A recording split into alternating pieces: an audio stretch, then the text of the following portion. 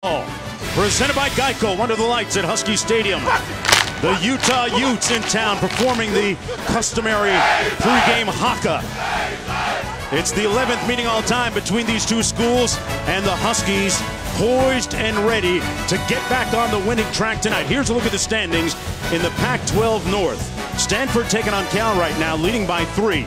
Washington State, the only team that controls its own destiny. The Huskies need a Stanford loss and to beat Washington State next week in the Apple Cup game. That great rivalry. Rod Gilmore, it's November. Yeah. Middle of the month, so much still to be decided. Quinn Kesnick down in the field. He's joining us in just a bit. Washington came into the year as a college football playoff candidate. They've got a couple of losses. They've had to pivot, but a lot to play for still. Well, that's the thing that everybody wants to know. How do they react to losing to Stanford last week and maybe not having a shot at the Pac-12 North? Listen, the coaches have been telling us all week that they've been focused. They've had energetic practices. We'll see tonight if they've pivoted from the Pac-12 North to just playing the game tonight. Hey, one guy that's really psyched up to play tonight and bounce back, Jake Browning, the key cog offensively for them at quarterback. He and Myles Gaskin on the verge of rewriting the Husky record book. Yeah, you know, it's interesting. This is not the quick strike offense that you might remember from last season. This is a different style. This is really run by efficient passing by Jake Browning. He's done very well this season. He's sitting on a possible record tonight. And then Myles Gaskin. I mean, he's the core of this rushing attack that they now rely on. This is his 3rd straight season with more than 1,000 yards rushing, and he may get another record himself tonight. So many great running backs have come through Washington. Folks, it's not Peaches and Herb, but we are reunited, and it feels so good tonight. Quinn has more on that great story on the other side of this. Watching the Pac-12 on ESPN. From the Emerald City, Seattle, it's Washington against Utah, the 11th edition of this meeting. And Utah trying to get back on the winning track, as are the Washington Huskies. And Quinn, a big night for Jake Browning and a reunion with his high school coach. Yeah, Washington quarterback Jake Browning and Utah offensive coordinator Troy Taylor have a connection that dates back more than a decade. You see, when Browning was 10 years old, he learned the position of quarterback from Troy Taylor, personal coach, basically. Taylor would ultimately be the head coach at Folsom High School, and he and Browning rewrote the record book in the state of California. The teacher-pupil relationship has grown into a friendship and really family. Taylor called Browning an old soul, and he's actually been to 3 of Jake's games as a fan. Well, tonight he's upstairs, Jake's downstairs on the field. They're on opposite sides of the field. Yeah, great story, Q, and it was interesting to hear Browning say, yeah, I hope Troy Taylor calls all the wrong plays just this week. Hey, wish them the worst of luck this week. Crazy. You know, that's fascinating. Both these guys have to have some anxiety, you know, about facing each other because they are so close. We'll see if that impacts anything. Yeah, it's a little odd. Got to be a little bit odd. Meanwhile, Chris Peterson, head coach, says that there's still so much to play for. 8-2 on the season, and hoping for that Stanford loss tonight. And then somehow, if they beat Washington State in the Apple Cup game next week, they would have a shot at playing in the Pac-12 championship game. Meanwhile, Kyle Whittingham, the head coach at Utah, trying to get his team back into the win column. Coming off a loss last week against Washington State. Been a very streaky, up and down, inconsistent type of year for them. Winning their first 4, losing their next 4, and then splitting the next 2 after that. Utah won the toss. They defer to the second half. Washington will receive. This is the most exciting play in college football. The kickoff is also the most dangerous. Ahmed back deep, number 26. He's one of the faster players on this Husky roster. Trying to get to the edge and brought down at the 27-yard line. Or it'll be 1st and 10. Brian Thompson making the tackle on Ahmed. Jake Browning, the starting quarterback, completing 68% of his passes on the season. There's a look at his numbers. 6'2", 210 pounds. The only true freshman to start here as a Husky at quarterback. Does everything, interestingly enough, left-handed, but throw the football. And tonight, as we mentioned, facing his mentor and family member / friend, Troy Taylor. First down and 10 Huskies from the 28. Little bootleg action. Browning has all day for Pettis. And it's a catch. Kept a foot in bounds at the 38. He was working against Jalen Johnson on the play. How does he do this? This is a double move, but watch the catch at the end. Extends his hands out of bounds. Look at that. Great placement by Browning, a back shoulder throw, and tremendous hands by Pettis. Got one of the top receivers in the conference. Picking up 32 yards right there. Lavon Coleman is in the backfield now. This is Coleman. No room on the left side of that offensive line. Running behind Wattenberg and Andrew Copeland. So who has the advantage in the Troy Taylor versus Jake Browning spy game, since they know each other so well, have known each other for 10+ years? Still trying to figure that out. I think it's a push. I mean, you got Browning, who knows this system at Utah, who could tell the defensive coaches a thing or two, but you got Troy Taylor, who knows exactly how Browning thinks, and he can tell his defensive guys. No, I'm going to tell you, I think Taylor might have the edge. He knows the DNA of Browning since he was 10 years old. Here he is on the move. Got a nice block and slides in safely at the 34-yard line. Q about 4 yards shy of the first down. Gentlemen, Utah is operating in this game tonight without 3 starters on defense, and 3 good ones. Chase Hansen, strong safety, out. Kylie Fitz, their best defensive end, did not make the trip. And Casey Hughes, a corner, also not going to play tonight. 3 starters for the Utes on defense are out. But a tough year for them on both sides of the football. Utah trying to get that 6th win to become bowl eligible. That's the goal tonight. They've got 2 games left to do it. 3rd down and 5 for the Huskies. Browning, backside heat, and he fumbled it. Got hit, still loose. No signal yet, but there was a big hit by Bradley Anae.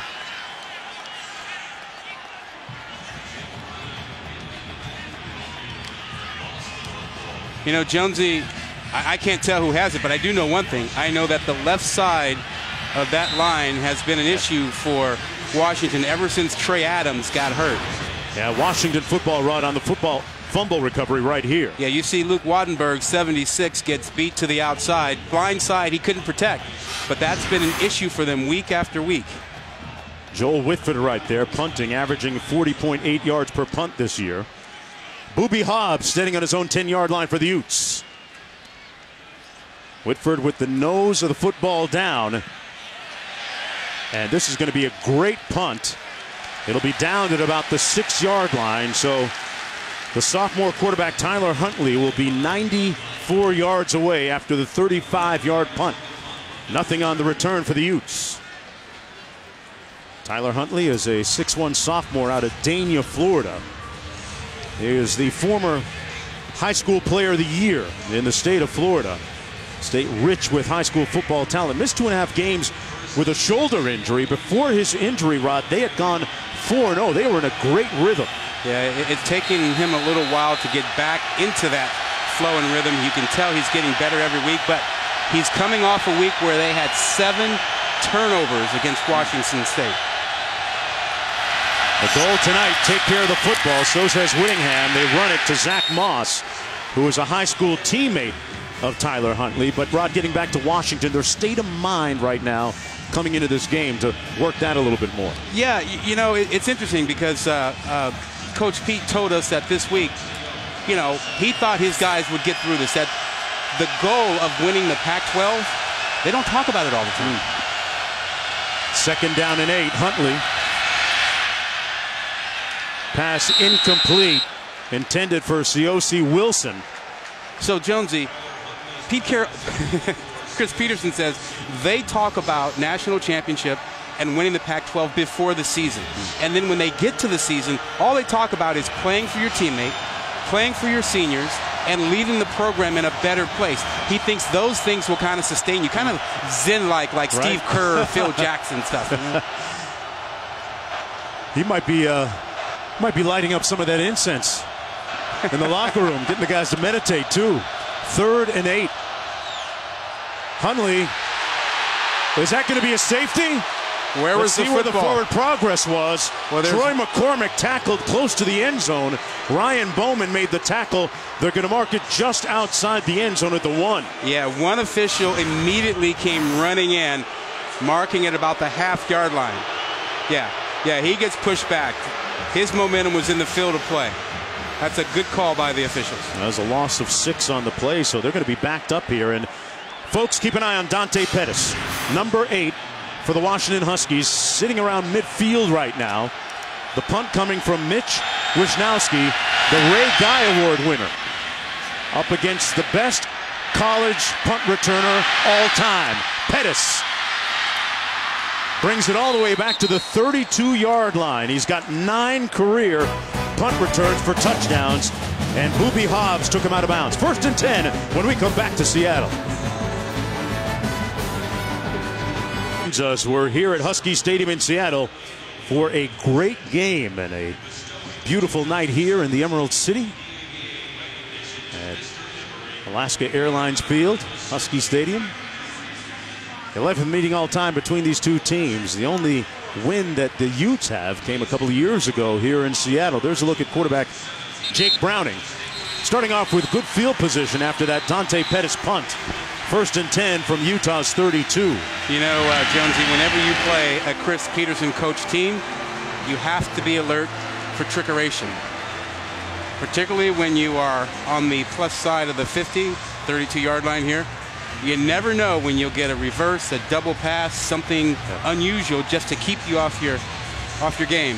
Going back to his days as head coach at Boise State, that was one of his signatures. Myles Gaskin in the backfield. He's set to the left and now repositions. Gaskin on the sweep, and the Utes bring him down just shy of the 30-yard line. It's Leki Fotu with a tackle, a 2-yard gain on the play. You remember last year we watched Washington, and they were the quick strike team. John Ross was scoring all types of touchdown passes, and he had 43 touchdown passes from Browning. That's not this team now. They are more of a run-oriented, grinded out, and Browning being efficient with his passes, much shorter passes. 2nd down and 8. Browning, the former high school player of the year in the state of California. Gaskin trying to get to the edge. Great move. And stopped about 1.5 yards short of the 1st down. It'll be 3rd and short coming up. He put a move on Julian Blackman on the 7-yard gain. Well, he's got some moves. He is a quick change of direction, great balance running back. Not a big guy, but a guy who can make you miss in a very, very limited space. Remember, we talked about the fact at the top of the show his next rushing touchdown will set a school record. He's at 37 right now. When you think about the great backs that have come through the doors here at the University of Washington, that's quite a distinction. 3rd and 1, and they're in field goal range. Little play action, complete. Gaskin showing off his receiving skills, picking up the 1st down at the 19-yard line, a pick of a 4. And they move the chains. That's a good outlet receiver here. He's got really good hands. Where does he get to with the football? How about the 21? That looked like that was marked favorably. Yeah, like almost by 2 yards.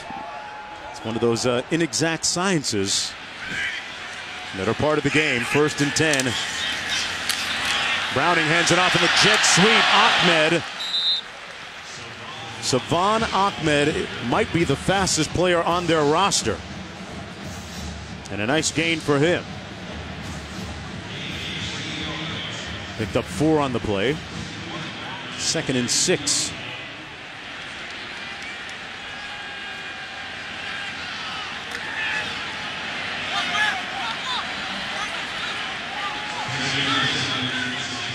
Levon Coleman is the lone back. Coleman between the tackles right up the middle, and tackled at the 13 by Bradley Anai. Well, Jonesy, you remember Quint mentioned the issues, the injuries in the secondary for Utah with Hansen out and Casey Hughes out at corner. Well, this is the area of the field where, you know, Gary Pettis is there. Dante Pettis. I was bound to say that too. Yeah, well, since we know Gary Famous Pettis. dad, yeah, his dad, yeah. But Dante is the go-to guy down here. You got to have him on the field for that. Bunch formation. Browning comes that way. Ahmed brought down right around the first down marker. It's going to be close. Let's see how they spot this. And they're going to give him the first down. First and goal from the 9, Q. Guys, I get the feeling that Washington's trying to attack the perimeter of this Utah defense. Pretty stout defensive line-wise, the Utes are inside. And Oregon had some success getting to the edge against this Utah defense, and that's what it looks like so far. A lot of perimeter runs. Yeah, that makes sense. And again, also, the weakness is back in the secondary. You know, you're not going to run inside too well on them too much.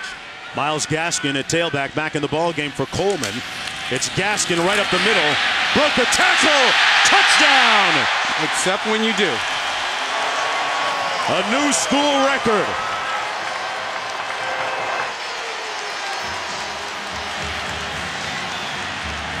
Jonesy, this is just their base running play. This is power. They block down to the left. They pull around Kirkland, their left guard.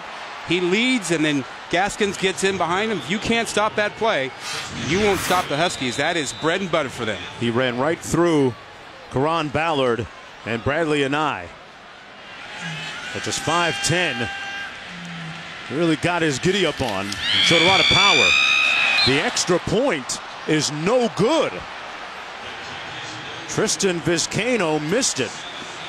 But back to Gaskin. That touchdown run was his 38th rushing touchdown. That's a new school record. And it's his 14th of the season. On pace to get somewhere back around 1,300 yards again this year.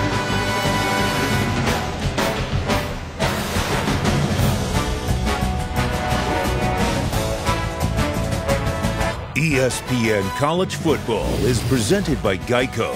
15 minutes could save you 15% or more on car insurance. And in part by the Mini Countryman. Get more of what matters. One of the great scenes in college football and one of the more unique ways to get to the game here on Lake Washington. You can get in your boat, your yacht. Early, you get in it early and then just hang out all day until the game at night. Nothing like sailgating before the game here at Husky Stadium. On the kick, this is Simpkins, Damari Simpkins, trying to get loose. Land, boat, sea. Adnan always gets there, right?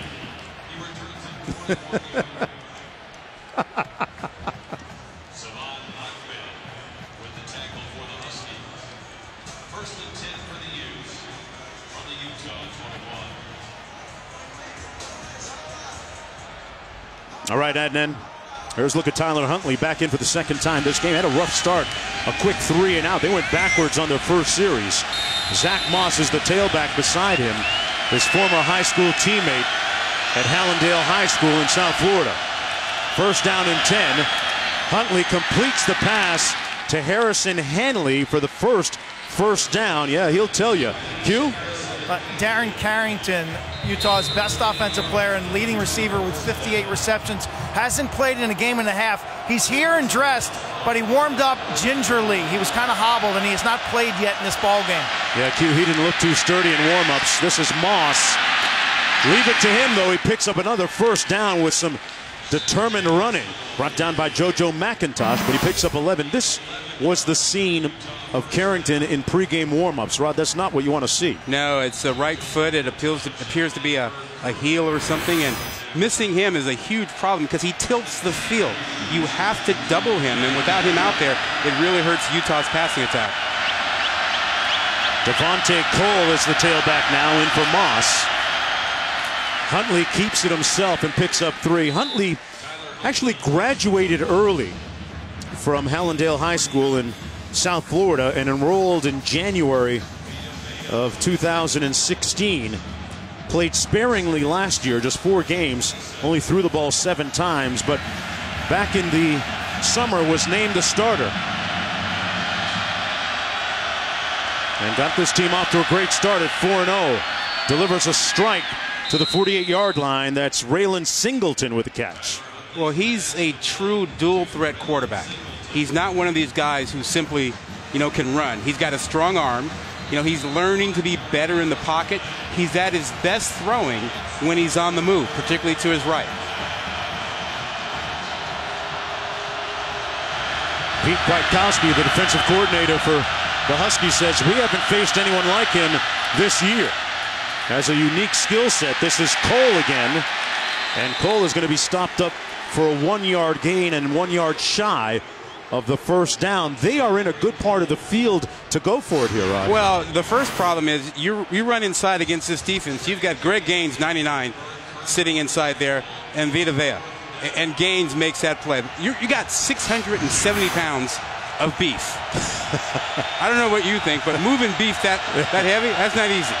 You better have been in the weight room a bunch. They're going to go for it here on 4th and 1. Stay away from the beef, right? They're rolling up their sleeves. They're going to run it. Moss. Let's see what kind of spot they're going to give him. Zach Moss on the run, and it looks like they're going to give him the first down. According to our line, Zach Moss picked up the first down.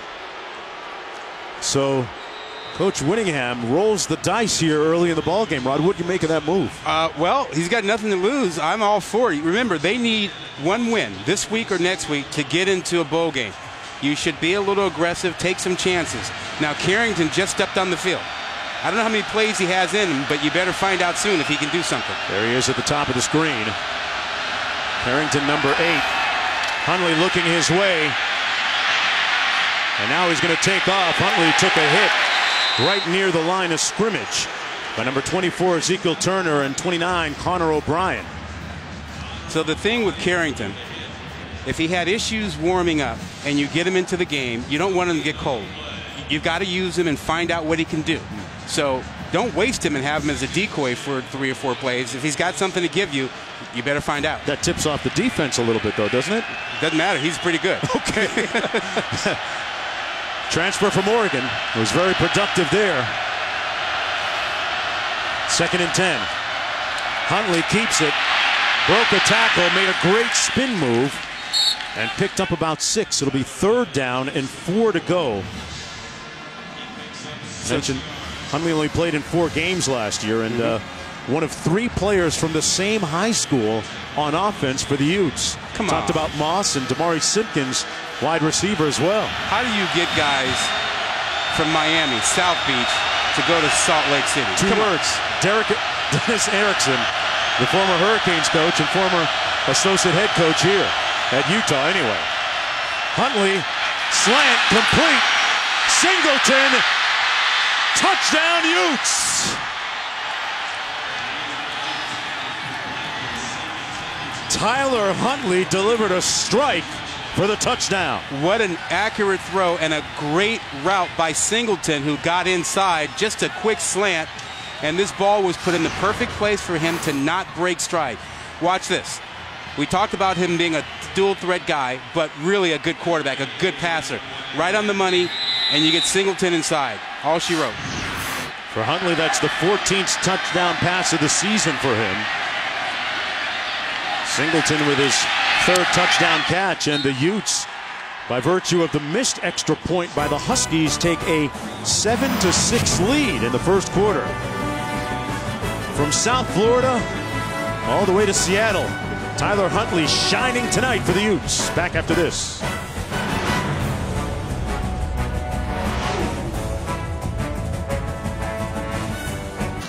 Tuesday on ESPN, it's the exclusive reveal of the College Football Playoff Top 25 rankings.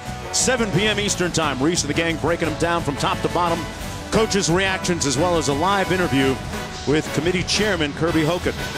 Also available streaming live on the ESPN app. And what a drive that was by that quarterback, Tyler Huntley, the sophomore from Utah. 9 plays, 79 yards, a little over 4:07 on the clock. An onside kick is going to be recovered by the Utes, and the kicker, Mitch Wisnowski. They caught the Huskies napping. We talk about trickeration. You think of Chris Peterson, but Kyle Whittingham has got something up his sleeve. Being very aggressive. Keep in mind, they went for it on a 4th down. They get a slant pass for a touchdown, and then they jump all over this. Washington not at all paying attention. Wisnowski, the punter and kicker there, recovering the onside kick. An extra possession for Utah. The Ray Guy Award winner from a season ago making a big play there. First down and 10.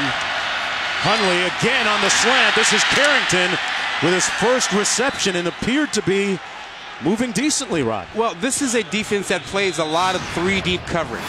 So there are a lot of gaps in there. When you do play action and you get those linebackers up there, huge holes behind the linebackers and in front of the safety in the corners. Carrington onto the ball game after that first down reception from the 37-yard line. Huntley hands it off to Zach Moss. Moss picks up a yard on the play. And Jonesy, that touchdown pass to Singleton was against essentially 3 deep coverage. You know, the short side of the field is typically where that matchup is going to be good by the way Washington plays their defense. So I expect Utah to come back again and work the short side of the field when they expect to get 3 deep coverage, because it turns into man coverage up there. See what Huntley does here. Hits the middle of the field. The pass and catch complete. Fakialoa Tonga with the catch. And another first down with under 2 minutes to go now in the first quarter. An 11-yard gain. Carrington back in the ball game for the Utes. And again, he's to that short side of the field, and that's where the matchup tends to be a little bit better for you.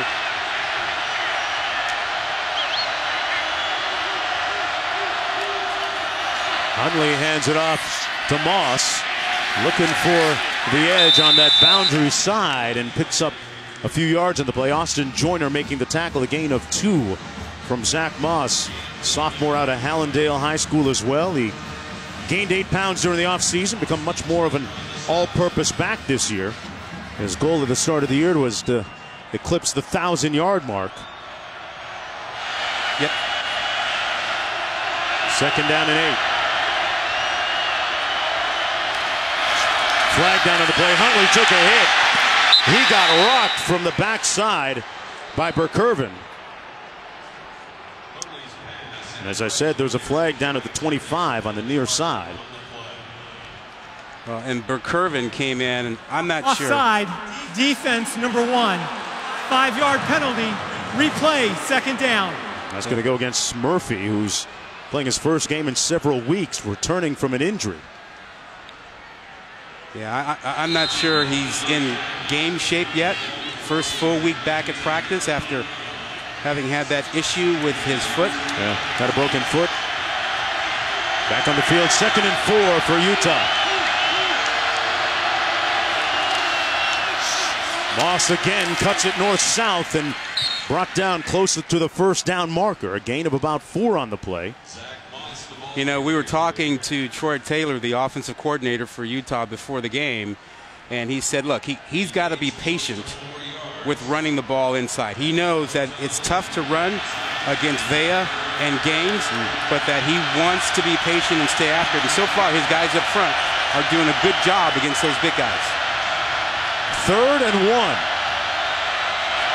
High snap. Huntley going to try and do it himself.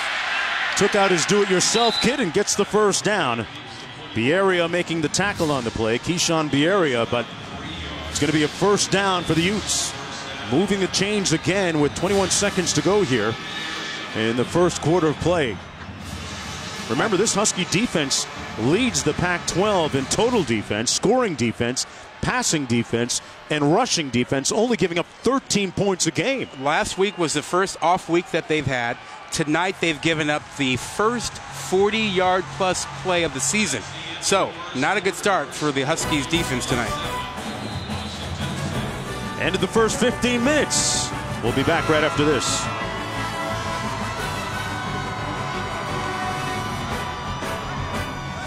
of the New Year's Six and the college football playoff.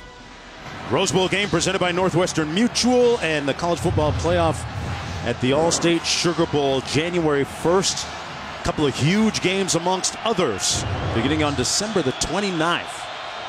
Great time of the year for college football. 1st and 10 Utes from the 13. Huntley at the inside pitch and stopped immediately by Keyshawn Bierria. Troy McCormick got leveled right away, a loss of 1, Quint. Utah, one advantage that they may have tonight in the red zone, tall wide receivers. A bunch of guys 6'2", 6'3", or taller against some short Washington corners. Stanford had some success on jump balls. Let's see if the Utes use a similar plan. Yeah, Q, I think you're right in that matchup. Again, short field, you've got Singleton down there at 6'3". Huntley hands it off to McCormick. Flag. And McCormick brought down right around the 5-yard line by JoJo McIntosh with a big, booming hit.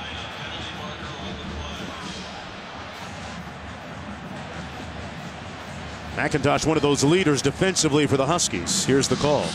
Holding, offense number 70, 10-yard penalty, replay, 2nd down.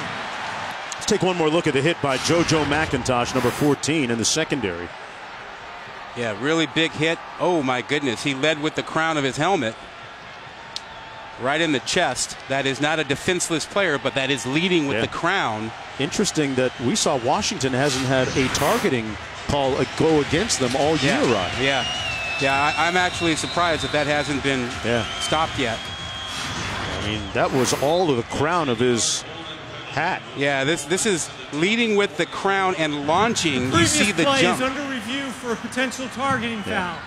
Yeah, I would be shocked if that's not targeting, Rod. I mean, you see the launch and the crown. Yeah, that's two variables right there. That's as clear as a launch as you will get, and you need a factor like that. It's not simply the crown, but you need a factor that shows that there's some intent, and launching is that factor, is one of the factors, I should say. Now, you have to remember, this is intended for the safety of the game and the players, not just the runner. The tackler also. When you lower your head and expose your neck like that, that's not good. McIntosh, one of the leaders on that defensive unit.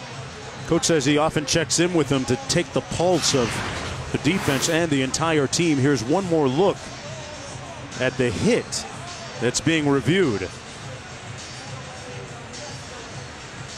Now, you know, Jonesy, I've always said the way to get around that, if you're a tackler, lead with your shoulder and wrap up. When you wrap up, you get to a safety zone. You know, you're doing everything you can to make a clean tackle and get your head out of the way. And I think a lot of officials look at it that way, although the rule is not written that way about wrapping up. But we want people to wrap up and lead with the shoulder. It's a deal that's evolving and continues to evolve over the years as we look for the player safety to become even more paramount. So while they review this, I was talking about the fact earlier that Washington, you get to this point of the season, 10 games in, they haven't had a targeting call against them all year. That sounds pretty rare to me. Yeah, they've been flagged a couple of times, but it's been wiped off each time, ruled not to be targeting. So they have not had one against them. JoJo McIntosh, the 6'1" junior out of California.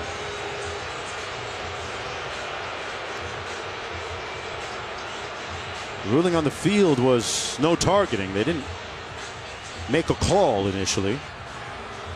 After review, number 14 of the defense committed a personal foul, targeting foul with the crown of his helmet. Number 14 is disqualified from the game. With the holding foul by the offense, the two penalties offset, replay 2nd down at the previous spot. That's a big loss for them in the secondary. He's one of their leaders back there, and he's done for the night. But it is the right call. Yeah. That looked to be about as classic a case of targeting as you can have. 2nd and 11. They spot the ball back at the 14.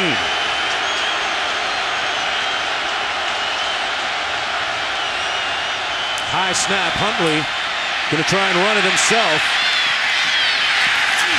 Spins forward and falls forward to the 11-yard line. Burkervin again in on another tackle. Now you see Huntley take those hits. He was injured in the 4th game of the season against Arizona and missed the next 2 games. It's a shoulder. Yeah. Yeah, well, he's not a guy who shies away from contact. This is a quarterback run-designed offense complemented by his strong arm, his ability to throw.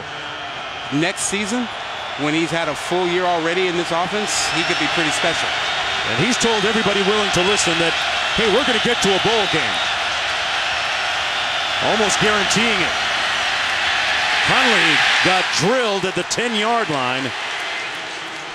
That's Greg Tevis Gaines. Bartlett and Greg Gaines on the hit.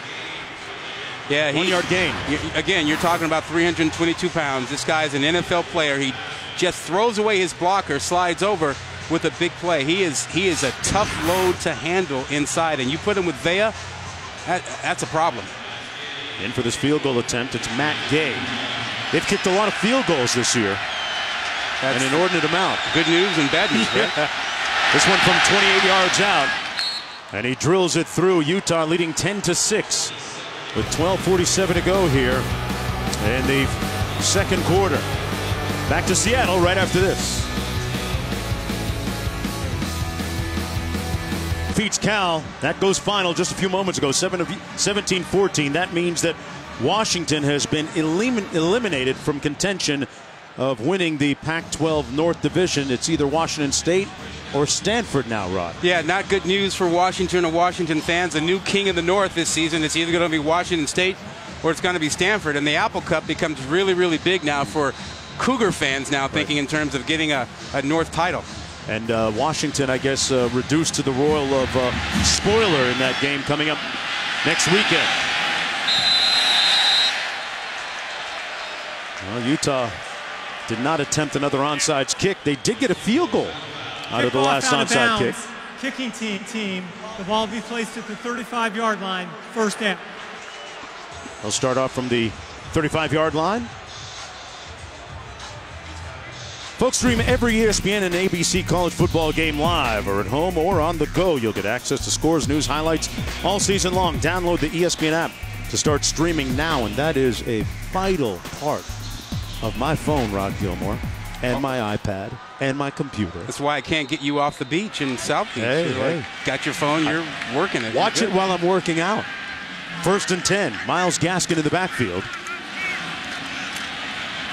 And Gaskin gains about 2 yards on the play. And if you're just joining us, the Utes were shaky on their first offensive sequence. It was a 3-and-out. Washington took a 6-0 lead. They missed the extra point. Gaskin setting a school record with his 38th rushing touchdown. But then the onside kick after the previous score led to the lead. Onside kick led to 3 points. Yeah. 2nd down and 7.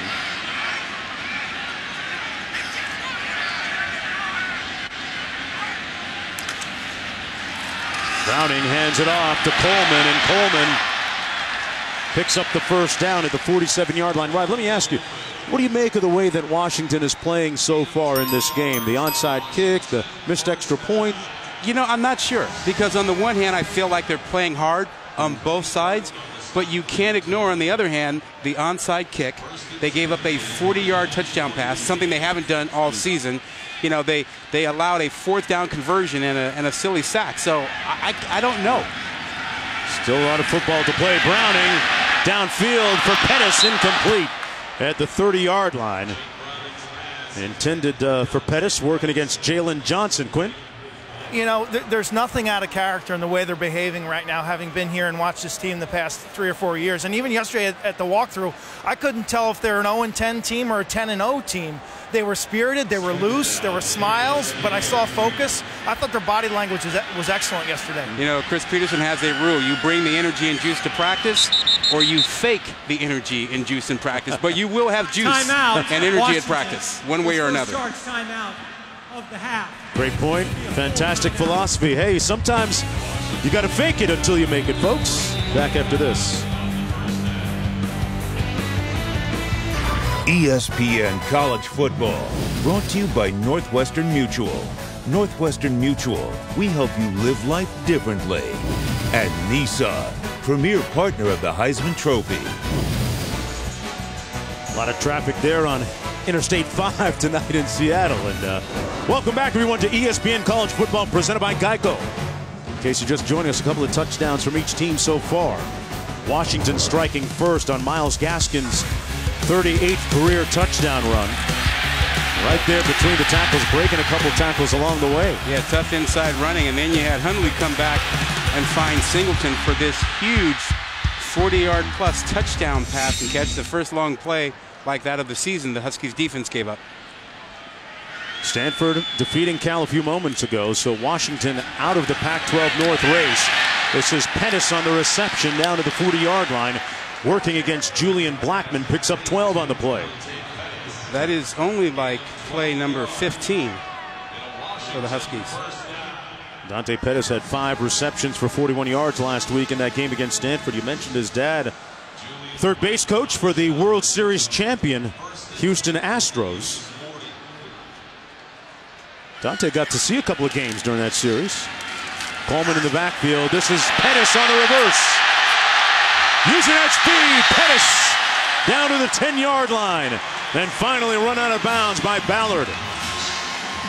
Jonesy, when you see Pettis line up somewhere he normally doesn't, tight like that, there should be lots of yelling and screaming, reverse, reverse, to be ready for that, right? He gets around to the edge. He did a good job of opening the edge for him, and man, he's a beautiful athlete to run. He's so smooth. Yeah. Used to run track here at Washington, competed in the Pac-12 Outdoor Championships. Smooth like his father, used to leap above the outfield wall and bring back home runs. Break a lot of hearts, man. Yep. First and goal after that 32-yard reception. Coleman in the backfield. Coleman on the run into the boundary and knocked out of bounds at the 8-yard line. Good tackle on the play by Donovan Thompson, a 2-yard gain. It'll be second down and goal. Myles Gaskins on the sideline.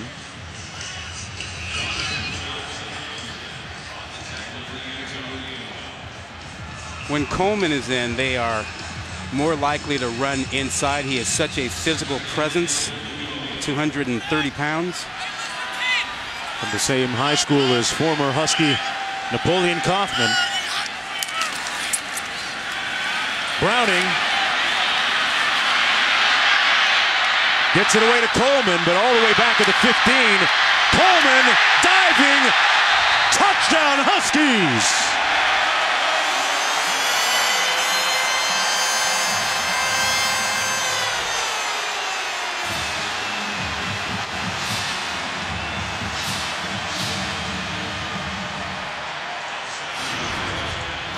We talked about the physical presence of Coleman. Watch him finish this run. He just bowls over one guy to get into the end zone. He needed 2 more yards to get in. He said, you know, in my way, I got 230 pounds. I can deliver a blow with it. Rod, he caught that ball all the way back at the 16-yard line. Touchdown. The previous play. They're going to review this. See if his knee was down short of the end zone. Well, the guy trying to tackle him was down. It'll count and go in the books as a 6-yard reception for the touchdown. It was a lot more than that. Here's a look at the final piece of it. Well, that elbow is down. You know, that it's not the knee, it's the elbow. It's the elbow just before the goal line. And from that angle, it doesn't look like the ball has crossed the plane. But it's the elbow, not the knee. Now, if you kind of flip it around, look from the other way where you can see the football. Elbow, oh, that's so close. It's got to be conclusive to overturn the call on the field. But when you stop it After by review, frame, the ruling on the field of a touchdown stands. it was so hard to close that to a frame and stop that. Well, Coleman did a lot of the heavy lifting, but Jake Browning is going to get credit for his 76th career touchdown pass. That sets a new school record, and it's his 17th of the season. So both Browning and Gaskin have rewritten the school record book tonight. Well, he's had a good year, but he didn't have a great year compared to last year's numbers. But last year's numbers were so over the top that you kind of get lost with something like this. You know, look at him extend this play and create something special for his school setting touchdown pass. Number 76, Huskies. They're into it.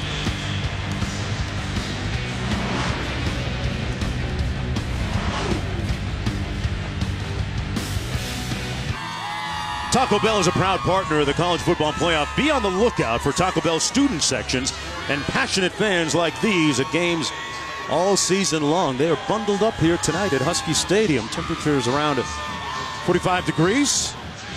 Otherwise, a beautiful day here in the Emerald City. Jake Browning leading his team down the field for the touchdown to go back up. I think he's been pretty calm and cool, and facing his coach, mentor, hasn't been an issue for him tonight. And Utah get it 1st and 10 from their own 25. Let's go back to the studio with Adnet.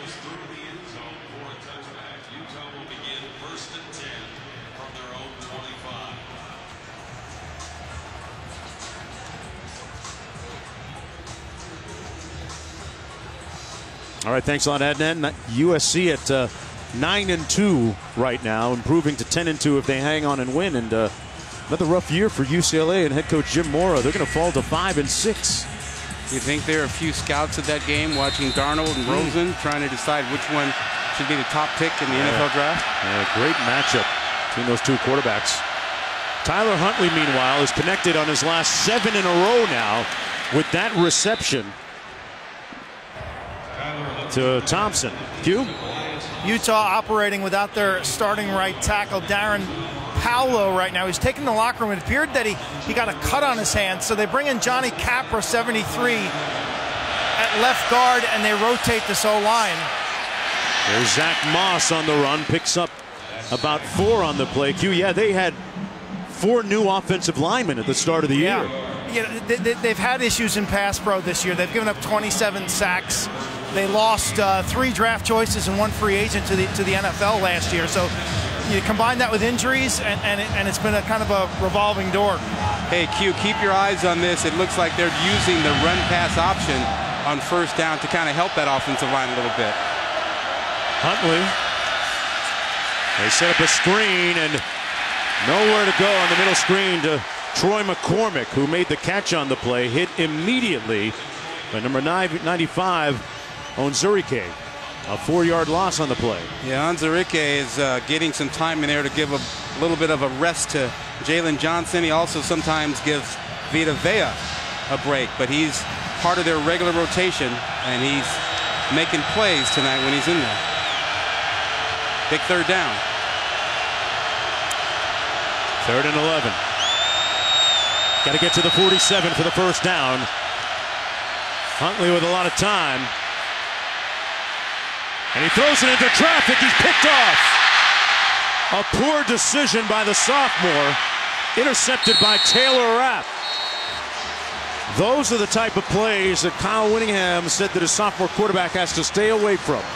You're absolutely right, and you see they're talking about it now. It's okay to punt the football.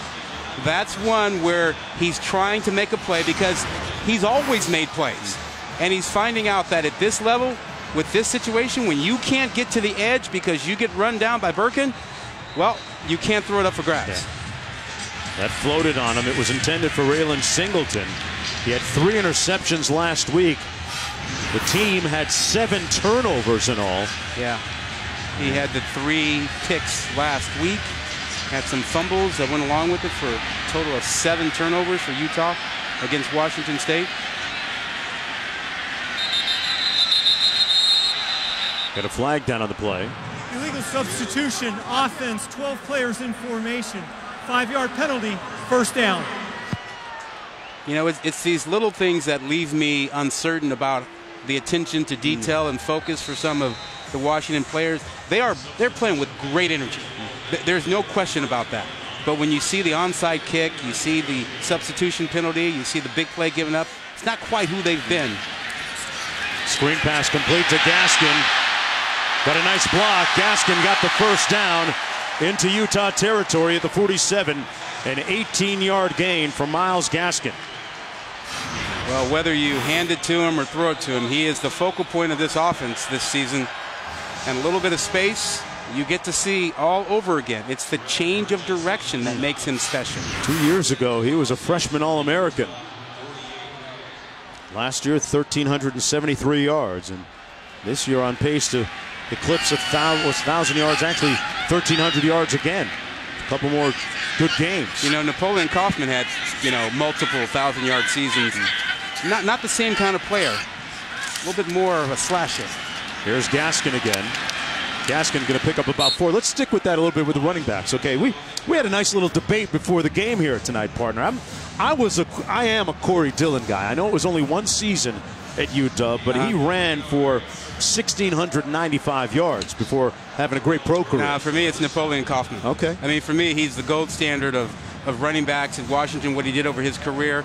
A hard-nosed slasher with great speed, and he just would take over a game. Yeah. I hear you about Corey, but that's one season. I love me some one and dones. 2nd and 6, Gaskin again. Brought down for a gain of about 2. Q? Well, from field level, what stands out about Myles, that low center of gravity, great feet. I mean, the cuts, we haven't seen a spin move yet, but he's got it. And he's become a complete back this year. We see him in the receiving game and in pass pro. And I think the fact that he's fresh and healthy now late in the season is a big plus. Coleman's taking about 1/3 of the carries, and he gets 2/3. But you've got both guys who still have strong and fresh legs. Great point, Q. Yeah. 3rd down and 5 coming up.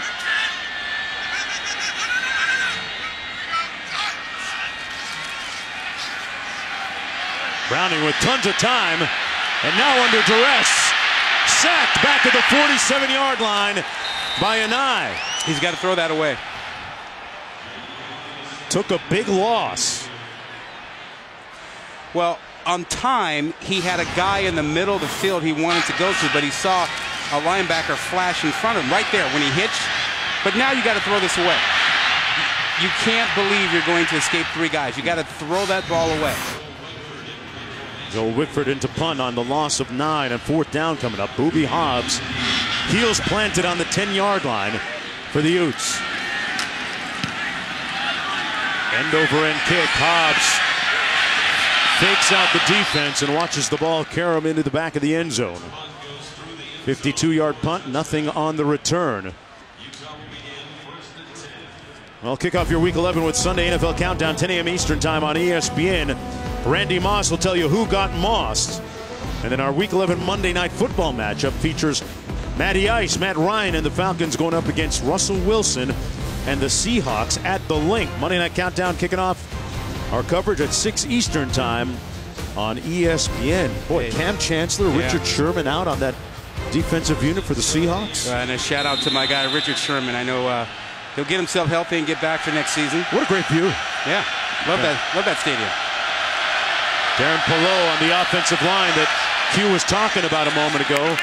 Back in the ball game, Q. Incomplete on the pass by Huntley. Yeah, you'll notice he's wearing a glove on his left hand right now, heavily taped. I saw a bunch of blood when he was being taken to the locker room by their training staff, but he's back on the field now at right tackle, potentially solidifying that side. 2nd down and 10. Right, it's too early for one of those cut me Mick moments. Not quite the 15th round. Huntley incomplete, in and out of the hands of Brian Thompson. Should have been caught. Yeah, but we're seeing a theme here with Utah. On 1st and 2nd down, back to the run-pass option. The zone read, fake, and then throw the slant to try and get something on the early down so they're not in 3rd and long. And it's the 2nd series in a row they've done that. But now they didn't get anything. They're in 3rd and long. Well, let's see how Huntley responds after throwing the interception on the last sequence. Well, he's got to take care of the football, and if forced out, he needs to go ahead and scramble as opposed to throwing it up. Important to note, number 9, Darren Carrington in the ball game for the Utes. He's their home run hitter. Pressure, blitz, sack at the 8. Big play by Brandon Wellington. Well, they ran a stunt. And they got to Huntley. Well, take a look. They're going to run a stunt like that, just cross their linebackers. It's going to confuse the linemen. And there you see Wellington coming free with a straight shot at Huntley. 9-yard loss, 4th down. Dante Pettis going to be standing right around midfield at his own 48-yard line. The punt from Mitch Wisnowski. Pettis has more punt return touchdowns than anyone. There's a flag down. Might have roughed the punter. Keith Taylor came in, and Wisnowski looking for the penalty with his palms facing skyward on the 39-yard punt. I'm surprised that wasn't blocked. I mean, it looked like he was there in time to block it.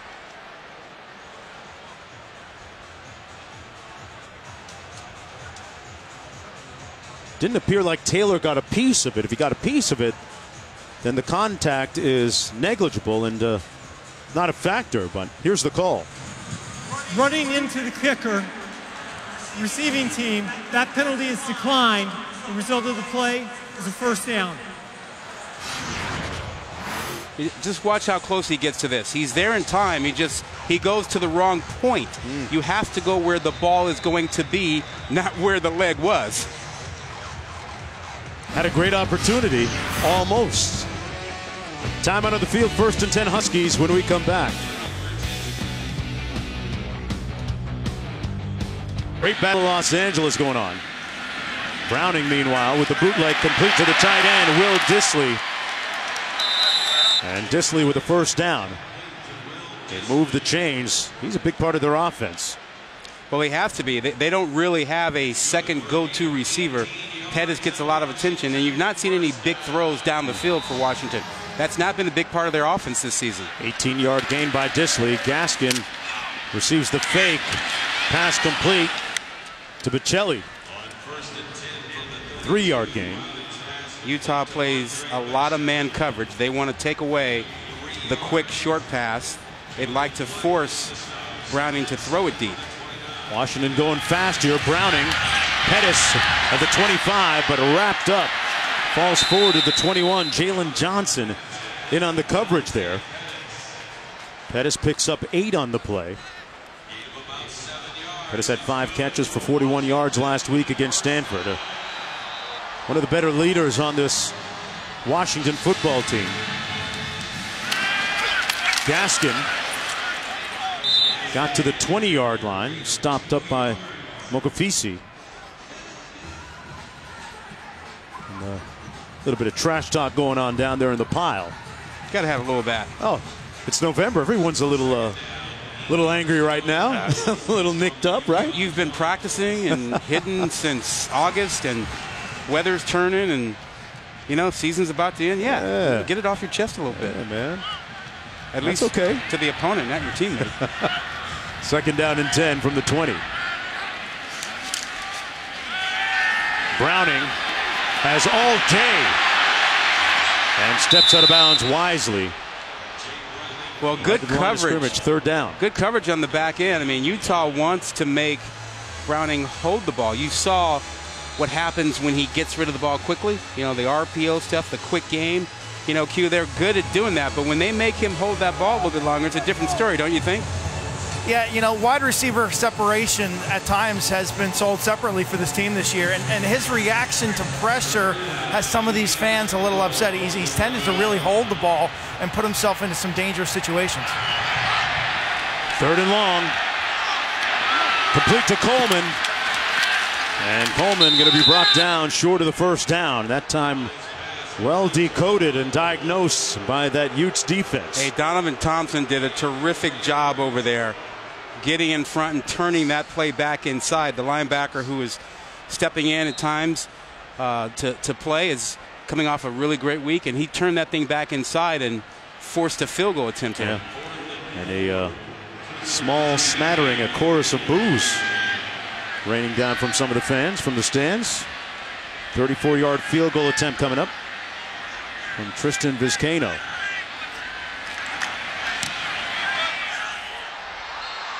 And he knocks this one through. It's good to give Washington a 6-point lead. Let's go to the studio and Adnan.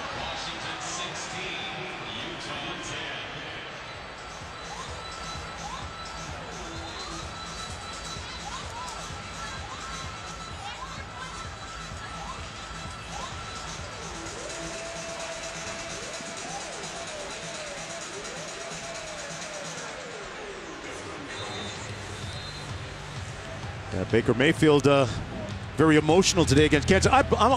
Bryce Love had, 101 yards, 14 carries today, and Stanford getting the win against their rivals. Give me a moment for the 8th win in a row. Oh, it was 8. You were tracking that, yeah, were you? Well, a little bit. Okay. I got to track something since everybody keeps talking about 35th anniversary, 1982. I was hoping you were going to bring a replica of the axe into our production meeting this morning. I might have to get one tattooed. Gloating well earned. Under 2 minutes to go here in the first half. It'll come out to the 25-yard line. First down and 10 for the Utes and quarterback Tyler Huntley.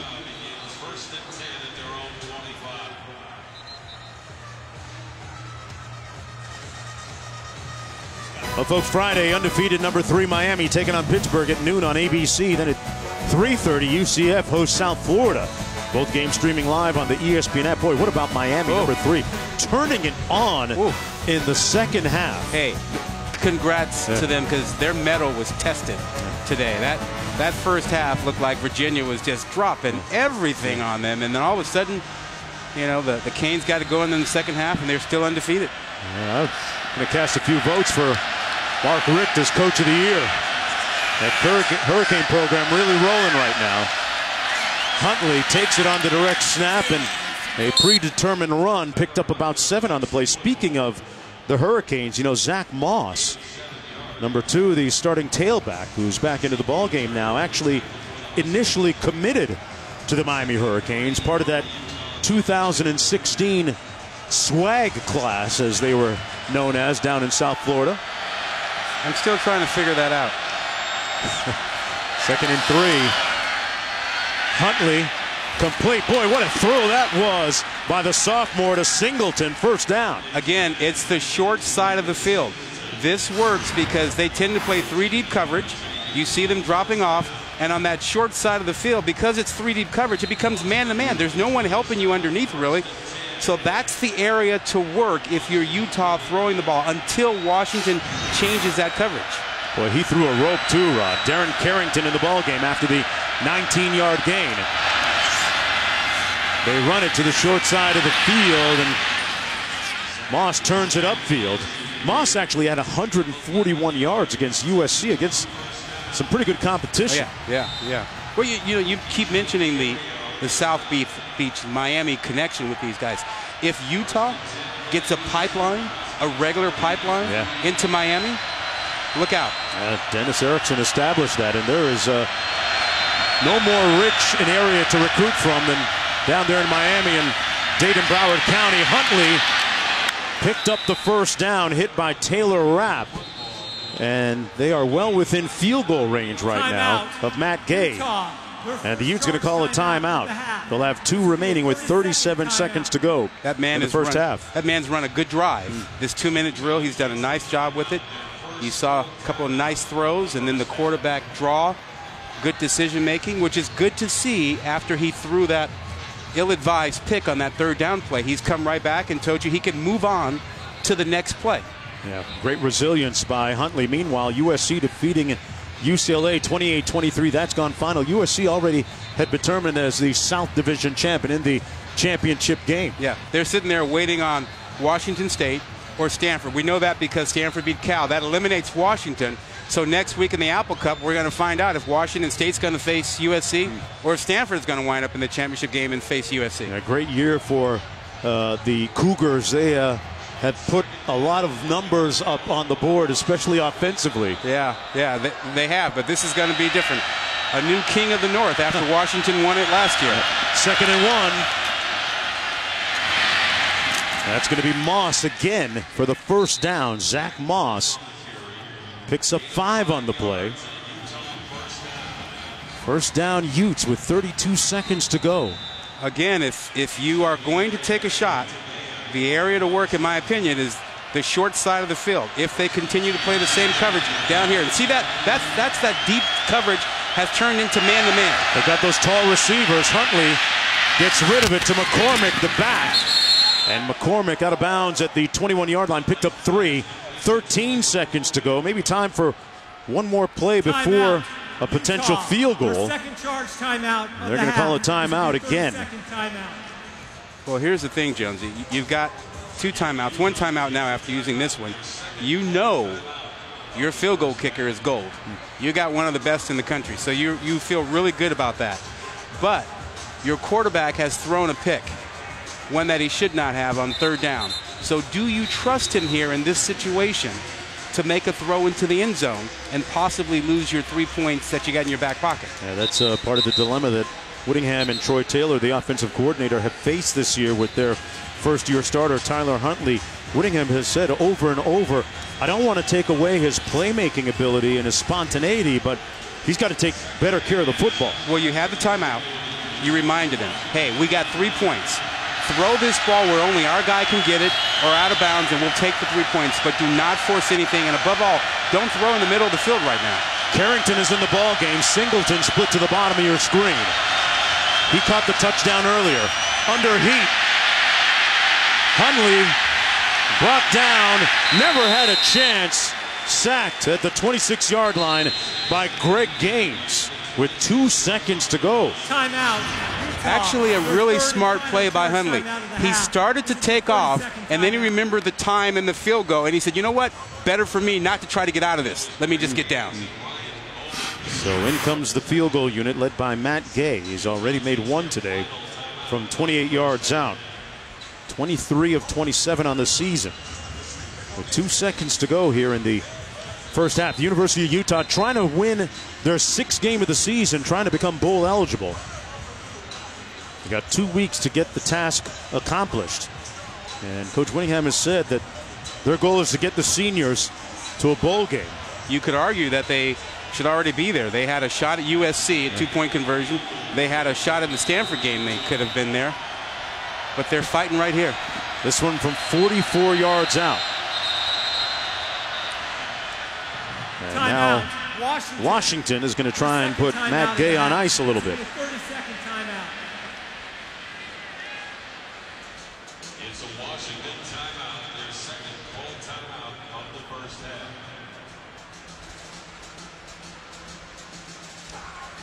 Utah coming off that loss last week. Utes have actually played in 11 bowl games under Whittingham. They're 10-1 in such bowl games. Quint? Mark, this kid's one of the best kickers in the country. As you said, he's more than 85%. He's got 5 kicks made this year plus 50 yards. Former soccer player, Utah Valley University, transferred after going on a mission in 2015.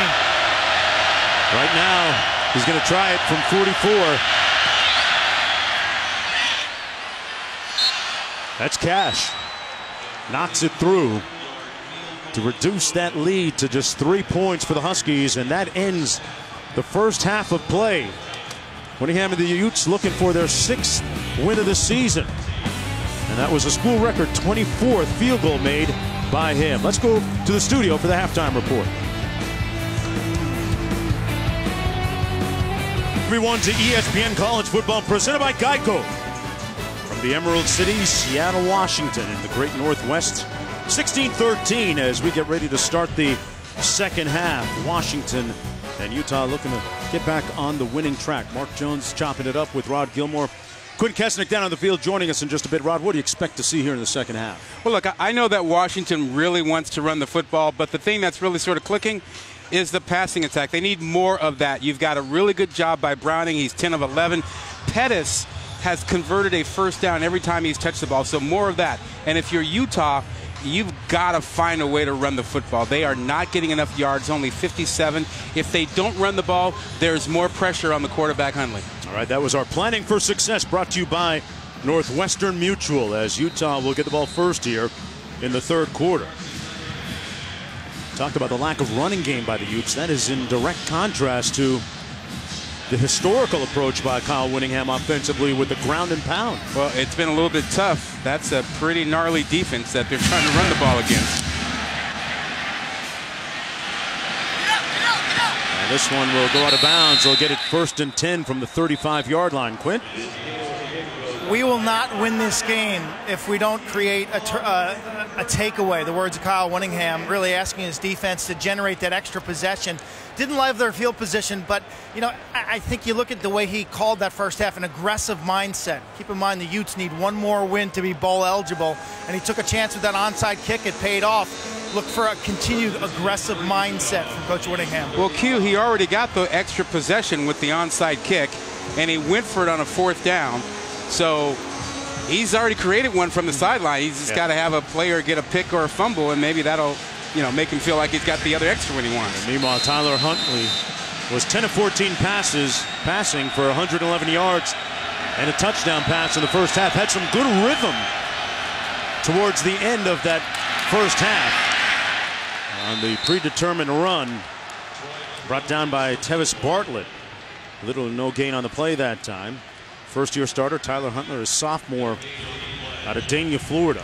See, the problem is when you have Vea and Gaines inside, 675 pounds of beef there, the linebackers are free to roam. These linemen for Utah can't hunt down these linebackers. Zach Moss in the backfield. Huntley incomplete, intended for Darren Carrington, who, if you're just joining us, is suffering from injury and not quite 100% and didn't get a lot of snaps in that first half. Yeah, he looked stiff on that play. It didn't look like he could reach down, but you got to find out sooner when he's warm. You can't let him stand on the sideline and then try and put him in the game. That's why they're going for him right now. He has 1 reception for 15 yards in the ball game. 3rd and 10.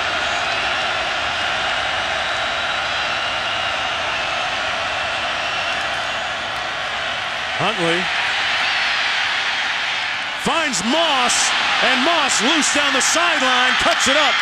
First down. Some great improvisation by Tyler Huntley. Finds his former high school teammate for the game. That's got to be years of hanging out with the same guy, growing up, playing together in high school. He just knew he was there, and he throws him a dart and allows him to make a play. What a big 3rd down catch and run. A couple of guys right off of I-95 and Sheridan Street in South Florida.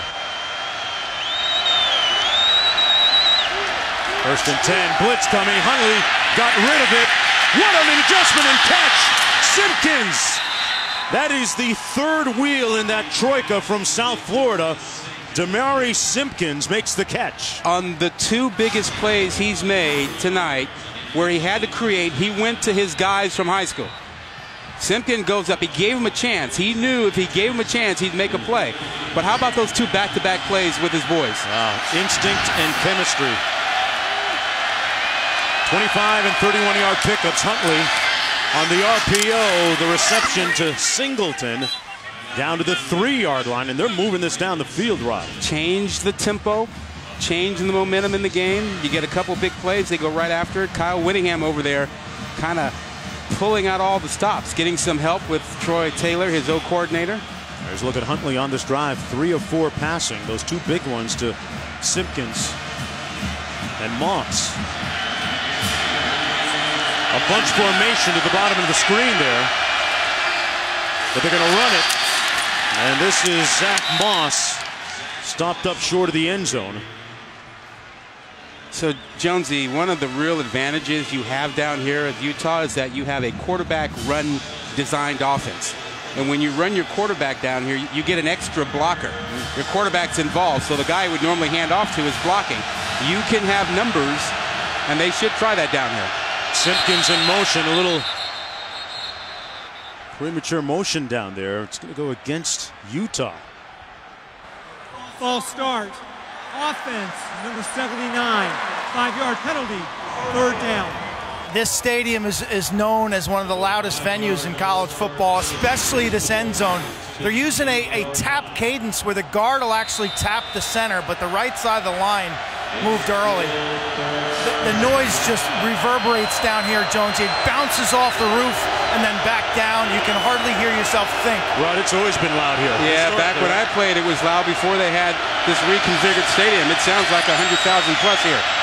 Trying not to stall in the red zone. They've kicked an inordinate amount of field goals, trying to get in the end zone here. Huntley stopped up short. 4th down coming up. Jalen Johnson making the tackle for the Huskies back at the 6-yard line. And once again, Matt Gay comes in to try and attempt a field goal for the Utes. Well, they did go to the quarterback design run, but there was a little bit of frustration with Huntley because Uatafed, the number 74, the left guard, just kind of stood in the hole. And so there was nowhere for Huntley to go. He tried to push him, but it was a little too late at that point. This field goal attempt by Gay from 25 yards out. He's 2 of 2 already tonight and remains perfect, knotting the game at 16 apiece. But a pretty good start for the Utes here in the 3rd quarter. Back to Seattle right after this.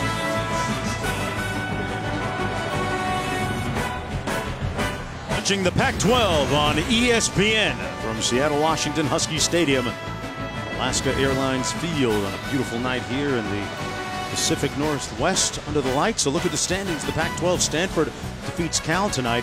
Big Apple Cup game coming up next Saturday between Washington State and Washington. Washington State controls its own destiny. They win and they get the North. Right, and if Washington beats Washington State, then Stanford gets into the Pac-12 championship game. USC is just waiting to find out who their opponent will be. And USC will have a bye. A little week to rest up after a pretty grueling battle tonight, surprisingly, I think, against UCLA. Browning getting ready to take the field, 1st down and 10. Let's take a look at the Northwestern Mutual rankings. Everybody held serve up top, not likely to see any change. You will see continued discussion about Wisconsin. They had their best win of the season today. Got their first win over a ranked Michigan team. Yep. So there will be some discussion about whether Wisconsin's schedule is slightly better now and will help them in their argument to be in that top 4. But I would expect that on Tuesday, the top 4 would not change. That was the College Football Playoff rankings brought to you by Northwestern Mutual. Gaskin, boy, for a guy that's as diminutive as he is, very dynamic. He's broken a few tackles tonight to pick up 7 on that one. Well, he hits and spins. You know, he's a tough guy. Just because he's short doesn't mean he's small or doesn't, you know, bring some toughness. He brings all that. Yeah, packs a punch out of Linwood, Washington. Second down and 3.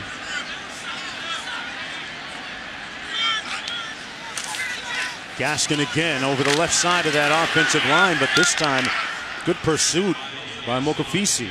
So I take it you're not buying Wisconsin. I mentioned them in there. Yeah. You just let that go completely the by. schedule really unimpressive, and you know, it depends what they do in the Big Ten championship game. But still, that you know, I'm thinking you take a 1 or 2 win conference champ from another league. Well, the thing is, and you know, when you have a schedule that's that soft, you have no margin for error. I think if they win out, I think they'll get in.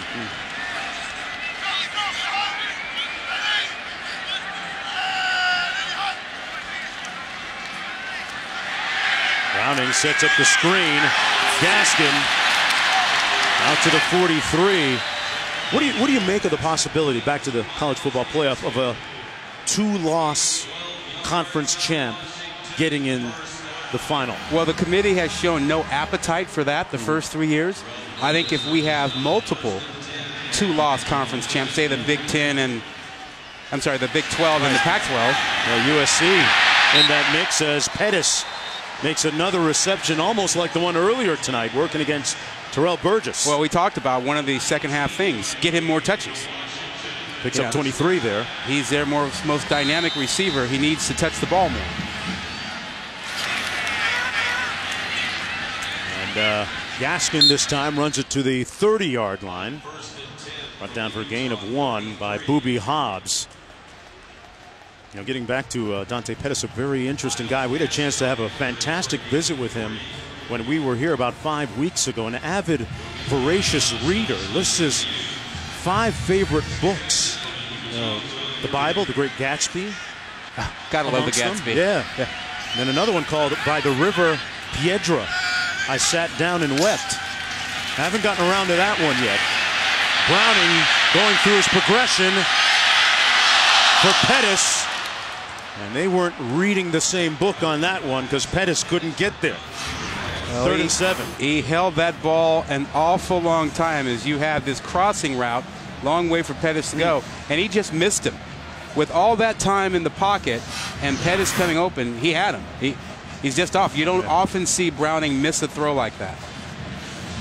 And Pettis coming to the sidelines on 3rd down and 7. Me and Earl and the Dying Girl was his other favorite read. I didn't get that one. On the counter, the handoff to Coleman, busting it up the middle for the first down. A spirited run by Lavon Coleman, the senior. Picks up 11. You know, they've run so much to the outside that they come back with this little counter action. And look what happens. They pull the left guard, the left tackle, just get inside, and you catch Utah flying out to the edge, and the middle opens up. Under 9 minutes to go here on a very impressive drive by the Huskies, their first possession of the second half. There's a look at the 7 plays, 56 yards, approaching 3 minutes here. Gaskin again. Couldn't get outside. And lunging forward to gain maybe a yard. Julian Blackman there to wrap him up. You know, this is a defense missing 3 starters. Kyle Fitz is not in. Chase Hansen, Casey Hughes. Yet it's hanging in there, and you saw that nice tackle by Blackman coming up in run support. Utah at 5-5 coming in tonight. Looking for one more win in the next 2 weeks to become bowl eligible. 9th play of the drive coming up for the Huskies.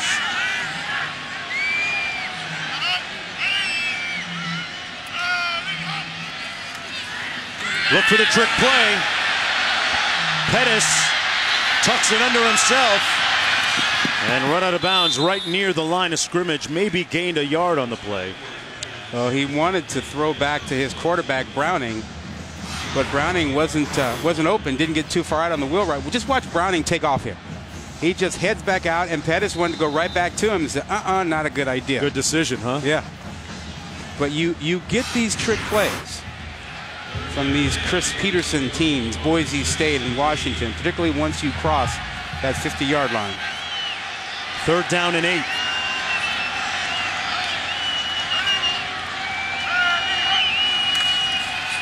Gaskin. And he's going to be stopped up short of the first down by about 4 yards. Burgess, his 2nd tackle on this drive. 4th down coming up for the Huskies, and Tristan Vizcaino comes in to try and attempt the field goal. So this is a little bit of a win for this Utes defense.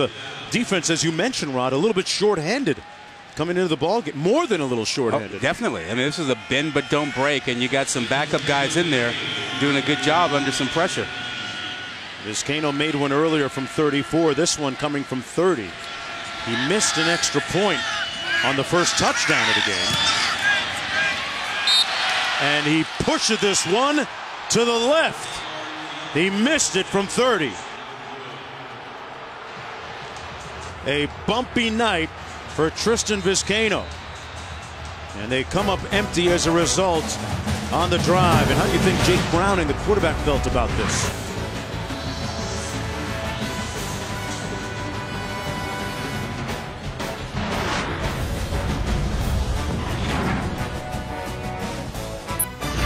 ESPN College Football, brought to you by CarMax. Drive what's possible. And Dell, don't just play, game. Boy, you talk about some of the great players in college football. Right there, my favorite, Warren Moon. Watched him fresh out of college play for the Edmonton Eskimos in the Canadian Football League when NFL teams erroneously thought he wasn't good enough to play quarterback. Wow, did they ever miss?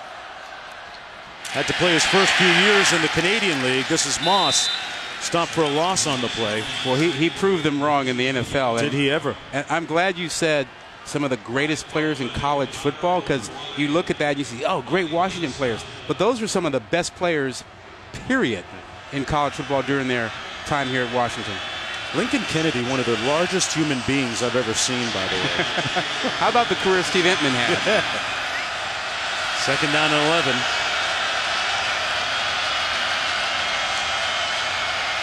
Utah looking a little disconcerted here with 7 on the play clock. Huntley kept it and picked up about 3. There's a lot of pre-snap movement and formations, Rod, and Jalen Johnson made the stop. Jonesy, I just don't know why they keep running inside of those guys. Q, I mean, if you or me, and we talked about this, it's the edge. It's not inside with Greg Gaines and with Vea. Yeah, I think you got to attack the edge, and I think you got to throw the ball to your tall receivers. You know, we haven't seen a single fade or jump ball, and they have all sorts of matchup advantages on the outside. 3rd and long.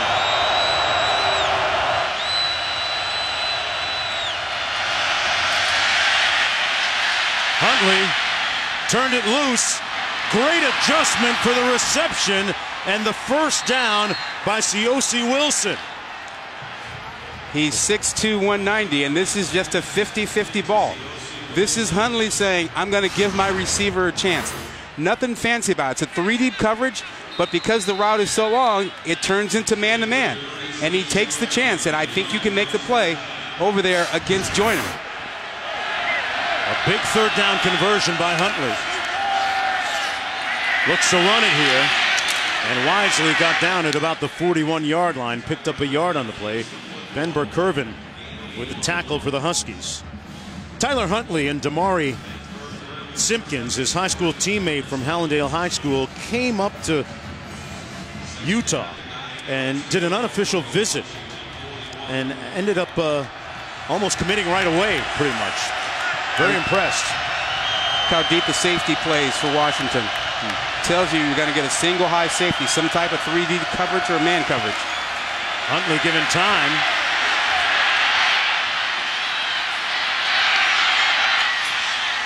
Boy, a lot of motion and running around, brought down finally by Bierria after a 3-yard gain. That's a good play by Bierria in space, making a good tackle against Huntley. Keep in mind, Jonesy, that Bierria gets a lot more playing time tonight because Azim Victor is out for them. He's been suspended for Washington. Indefinitely. Yeah, so not playing tonight. Darren Carrington, the second, back in the ball game. Leads the Pac-12 in yardage receiving per game. Trying to become a factor here tonight. 3rd and 6.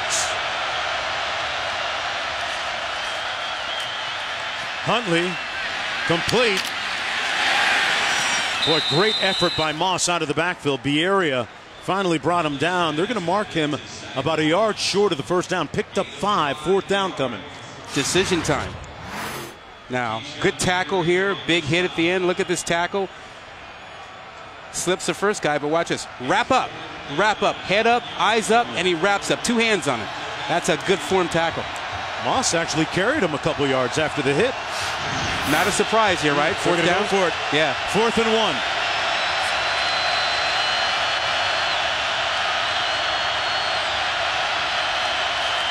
They run inside.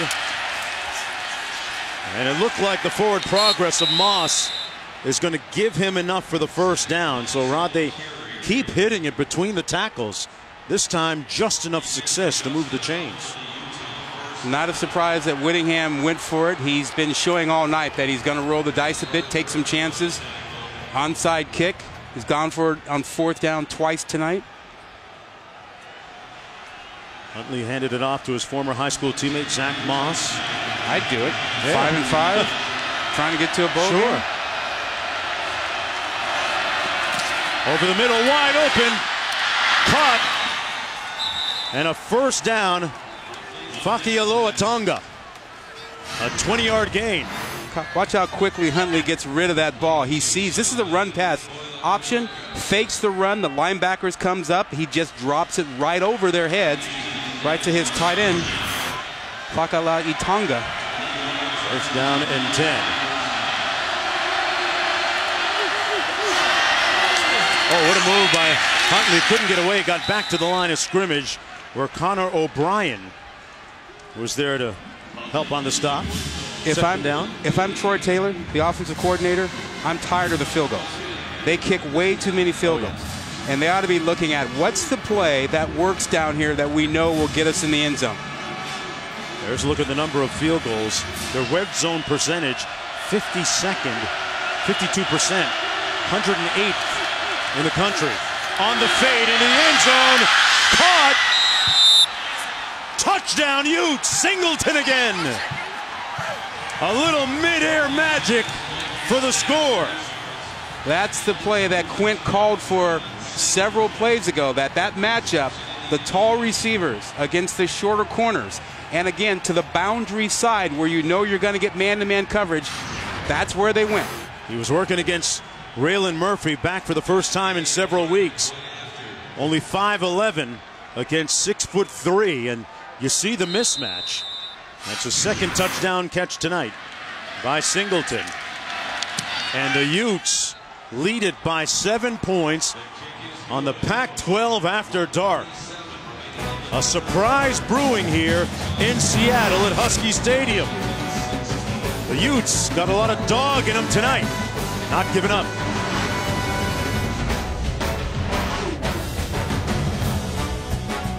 It's our Week 11 Monday Night Football matchup featuring Matt Ryan and the Falcons going up against Russell Wilson and the Seahawks at CenturyLink. Monday Night Countdown kicks off our coverage at 6 p.m. Eastern on ESPN.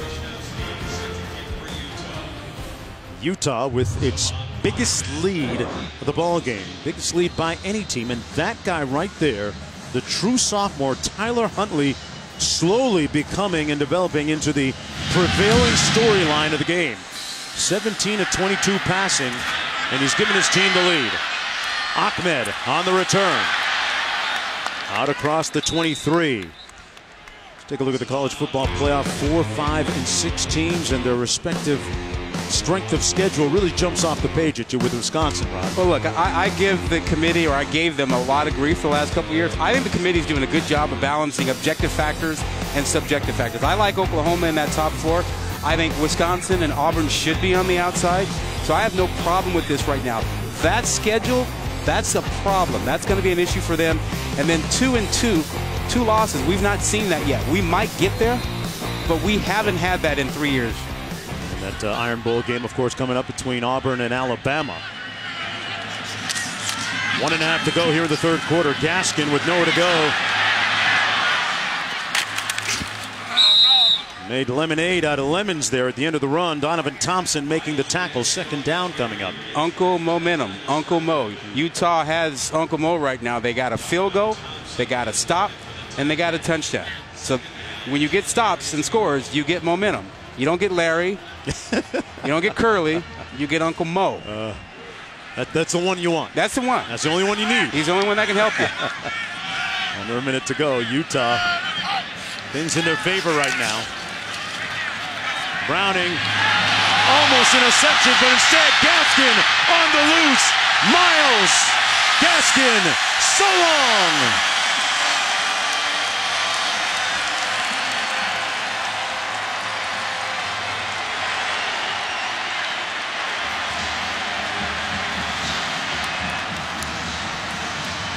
"76 yards. Well, that'll make Uncle Mo sit down. But this should have been a pick going the other way. Mistimes the jump. Gaskin's great concentration. Completely focused on the ball. A lot of guys would miss that when you have someone flash in front of you. But Gaskin takes complete focus there and comes away with it. And all of a sudden, we should be tied up, right? Boy, Go make this one. They got that back in a hurry, Rod. A career-long reception by Miles Gaskin, his third touchdown catch of the season. Yeah, when Browning threw this, it looked like going the other way, but Blackman mistimed the jump. He was coming down when he should have been going up. And again, the concentration by Gaskin was just outstanding. And it was a foot race from that point on right there, yeah. Julian Blackman. He jumped a little too soon. Yeah. One more step, and he picks that off, and he's going the other way. Instead, it's a touchdown for Gaskin, and looking at Ballard in his rear view mirror. Tied at 23 with 42 seconds to go here in the third quarter. Back and forth. Gaskin already set a rushing touchdown record tonight. And there's a look at Julian Blackmon thinking about what it could have been on that last play. Oh, he knows it. Yeah. This defense, though, has acquitted itself well, missing a lot of key players tonight. Well, you got to learn. You got to let it go. I mean, he can have his moment and slam the helmet and all, but you got to play the next play. You're going to be back out there soon. You got to let it go. The kick comes down short at the 32-yard line. Fielded cleanly by the Utes and Nick Henninger. It'll be first down and 10, and the good news for the Utes offensively is that Tyler Huntley, 17 of 22 passing, 245 yards. Rod, a good bounce-back game so far, considering last week he really turned it over. 3 interceptions and had a fumble. He's growing up before our eyes. You know, we talked about him being a dual threat who really had an arm, but the creative plays he's made tonight have been outstanding. Hands it off to Moss. And Moss gains about 4 yards. Greg Gaines making the tackle. Zach Moss, one of the 3 players from South Florida on that Utes roster. After every game, he was saying that his brother calls him, gives him a very detailed hour-long evaluation, and then he hands off the phone to his dad. Oh, he gets a double critique? Oh, gosh. Well, you know, in Florida, football's serious business. 2nd and 5. Boy, Huntley really rode Moss that time on the mesh point. Beavers with the tackle on the play, and that's going to be the end of the first 45 minutes of play. Kyle Whittingham and Tyler Huntley, his quarterback, looking for their 6th win of the season and bowl eligibility when we come back.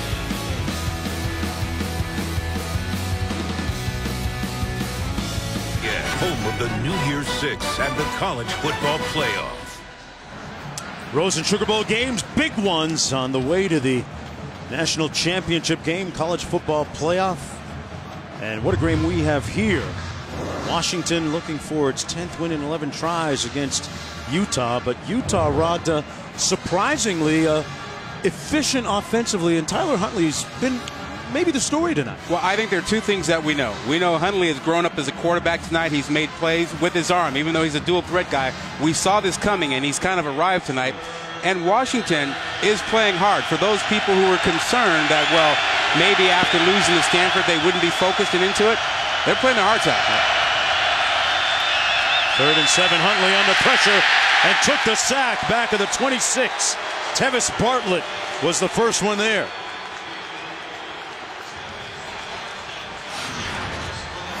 It's a 3rd sack tonight. Well, you're going to see him just come up inside, and they will open up a little hole for him and watch him make a play. Little twist. He comes from the opposite side as they use Wellington to open up that hole for him. And you don't get a lot of pressure from Washington normally, but you can see they're ratcheting things up now. Boy, it's tough on a first-year starter. Sophomore quarterback. Huntley. And it's a fake! Wishnowsky is going to get the first down. Wow! The 2nd time tonight that Whittingham, and there's a flag down. It might be because of the spike by Wishnowsky.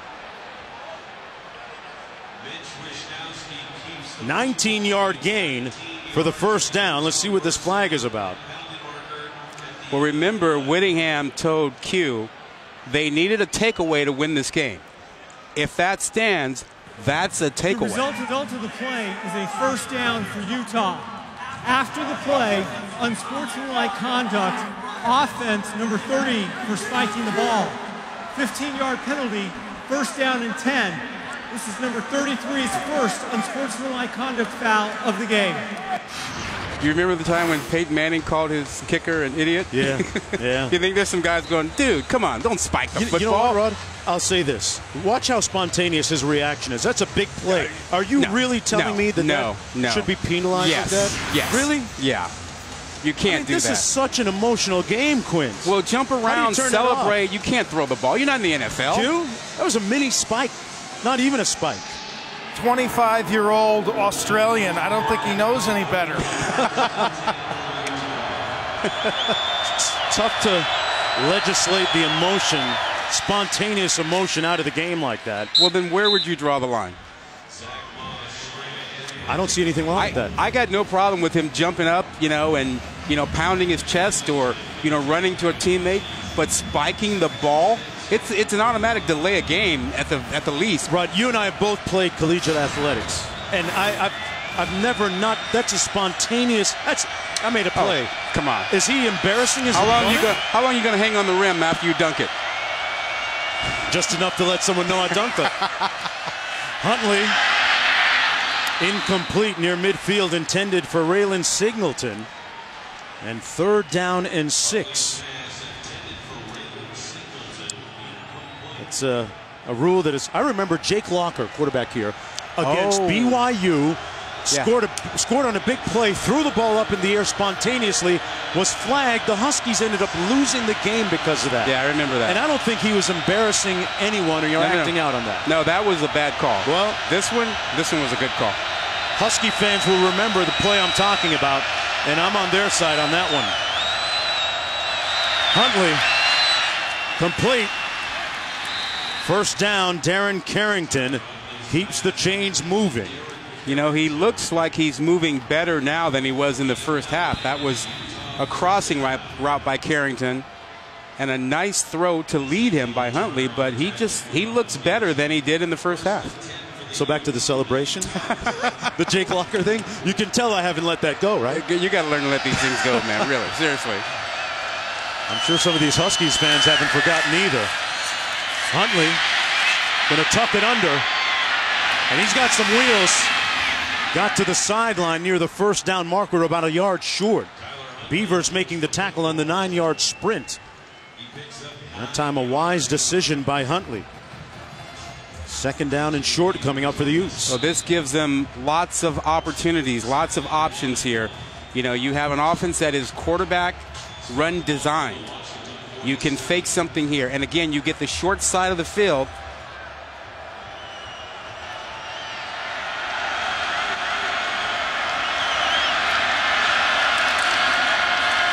Huntley hands it off to Moss, and he picks up the 1st down. Gains 3 on the play. Vita Vea making the tackle. We haven't said Vita Vea's name all that much tonight, Rod. What do you make of that? A little conspicuous by his absence. Well, he's having an impact. I mean, they've stuffed things inside. He's been doubled a lot. He's occupying 2 blockers. Hasn't made a lot of tackles, but he's been effective inside. They've shut down the rushing attack in there. He is still, Todd McShay. Our Todd McShay has him as a 1st-round pick right now as number 29 in the draft. Great size and mobility. 340 pounds, 6'5". 1st and 10. Huntley lunging forward to the 44. Ryan Bowman making the tackle on the play. No gain. Good heat by Vita Vea. We were just talking about him. He almost was able to sack Huntley. Yeah, he's a guy that they try to rotate a little bit in the first half to keep him fresh in the second half so he can make plays like this. He just destroys Agasiva, who was trying to block him, and gets in there. We got a player down on the field. It looks like Ryan Bowman now up and coming off. Back after this. Sports Center. Baker Mayfield explains his sideline outburst. Who's considered the better NFL prospect, Rosen or Darnold? And has Lamar Jackson been even better this season? Sports Center with Linda Cohn, Kevin Connors right here on ESPN. Also on the app after the game. We've been saying for a while that Lamar Jackson should be included in the conversation. Huntley downfield has a man caught at the 5-yard line. Jake Jackson, the tight end, snuck out and got deep. And what a pass by Tyler Huntley for 39 yards. 1st and goal. Well, Jonesy, what a terrific throw. Look at the air he puts underneath this for Jackson, his tight end, to run down there and get that. Utah a little late getting on the field here. Bunch formation to the bottom of your screen. First and goal. So many times tonight they've settled for a field goal. Huntley says, not this time. I'm going to kick it myself and get the score. Quarterback draw. Put the football in the hands of the guy that you trust the most to make a play, and that's Huntley. Hesitation step, and there he goes. Good block inside. That's Jordan Agasiva who makes a good block on the right guard spot that opens up the inside for him. Tyler Huntley was asked by local media in Salt Lake City earlier this week about the game tonight. He said, you know what? We're going to get to a bowl game. He didn't make a promise in terms of it being a win tonight against Washington. Maybe it'll be the game next week. But he's doing all he can here tonight. His 4th rushing touchdown of the season.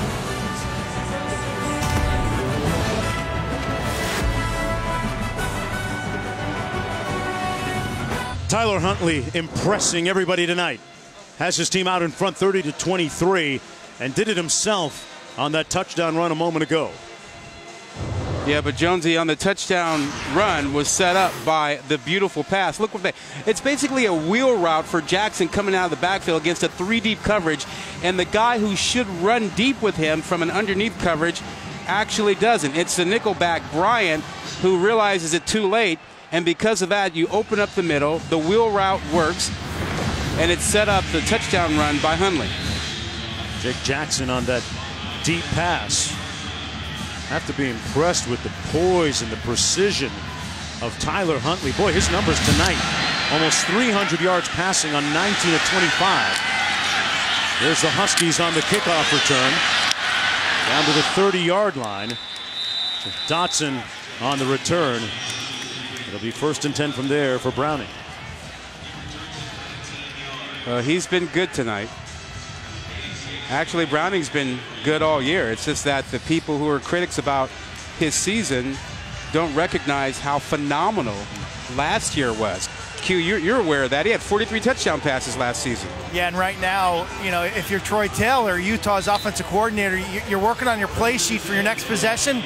Do you peek down there and watch your former pupil, a guy you taught as a 10-year-old how to throw the football and how to operate an offense? Do you peek and watch? Yeah, he's peeking. And how do you deal with your emotions? He's peeking. He's watching him. 1st and 10 Huskies from the 30. Browning under heat and wisely throws it away and took a hit afterwards from Anae. Bradley Anae was right in there, bearing down on him.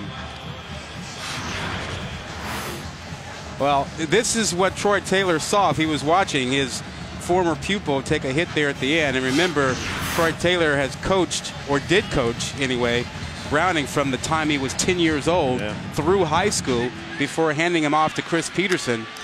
And he thought he was going to wind up at Boise State, but then Chris Peterson came over here and Browning followed Peterson to Washington. There's a look at Troy Taylor upstairs, former coach at Folsom High School, where Browning was All-State.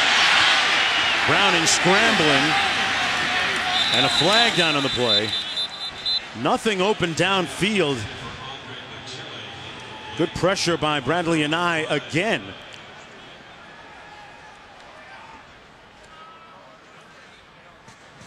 Before the pass, holding, defense number 10. 10-yard penalty, automatic 1st down. Penalty against Tautioli. Well, this was the relationship from its infancy with Troy Taylor and Jake Browning is a 10-year-old at Folsom High School. Interesting to hear Taylor tell us that Browning is, quote-unquote, an old soul, mature beyond his years. They see each other as family. Both of them knitting. It's a little strange and awkward to go against each other tonight. This is Aaron Fuller on the other end of that Browning pass. Well, you know what I found refreshing was that Troy Taylor said, heck yeah, it's going to be awkward. I mean, this is family. This is a guy I've known forever. And how often do you get coaches who say that? It's like, no, the game's more important. It's not about us. He's like, no. Yeah, he was honest. This is a guy that I've coached since he was 10 years old. Yes, it's going to be awkward. Well, Browning was out front saying, I hope he calls all the wrong plays. 2nd and 7. Sample in motion, now sets. Over to Sample on the catch, and he's stopped up about 3 yards short of the first down by Lua Fatasonga. Under 10 minutes to go here in the fourth quarter. Utah at 5-5. Chris Peterson's Huskies at 8-2. Earlier tonight, eliminated from contention of winning the Pac-12 North Division by virtue of the win by Stanford against Cal. Big Apple Cup game coming up next Saturday, though, on the ESPN networks against Washington State. Washington State controlling its own destiny. 3rd and 2 here. Gaskin on the handoff. His forward momentum giving him the first down. Boy, he kept those legs driving hard. That's a tough run. That's a tough, hard-nosed run by Gaskin. I mean, he only goes at about 190 pounds, but he is tough, low to the ground, good balance, and as you mentioned, the churning legs, the second effort got him the first down. We're talking about all the backs that have been over 1,000 yards. So you're a Napoleon Kaufman guy. I am a Napoleon Kaufman fan. I think he was the best who played here, but that's just me. I'm going to throw Bean O'Brien in the mix a little bit, too. Okay, I hear you. Now you're off Corey Dillon. As in addition to Browning, little screen pass to Coleman. And Coleman is going to pick up 5 yards. Ironically, Coleman is from the same high school as the aforementioned Napoleon Kaufman. Second down coming up. Coleman had that strong touchdown run a little bit earlier tonight. You know who was also a running back here and a linebacker? Who's that? Shaq Thompson. Oh, and you didn't mention him. Yeah, my bad. Well, he played both sides of the football, so not exclusively in that running back class. Thompson in the NFL doing his thing now. 2nd and 5. Browning being run down and runs out of bounds just beyond the 40 at the 39 by Tautioli. A 7-yard gain, 1st and 10. Both teams with their full complement of 3 timeouts remaining.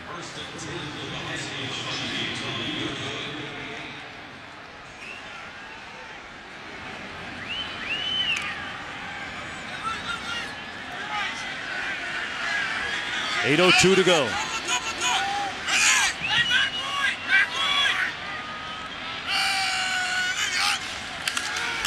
Blitz coming. Browning got a man and misfired. Had his receiver Bocelli open. 2nd down and 10. Rod, let's go back to Pac-10 Conference Championship game. Pac-12, Pardon me, Pac-12. Well, we were talking about all those old guys. I got stuck in Pac-10. Who do you think is a better matchup for USC, Washington State or Stanford? Well, they've played both of them, and they had their way with Stanford early in the season in 2nd week or 3rd week in September and lost at Washington State. Stanford will take the air out of the ball, shorten the game. I think that's a better matchup probably for USC than Washington State, which can score quickly.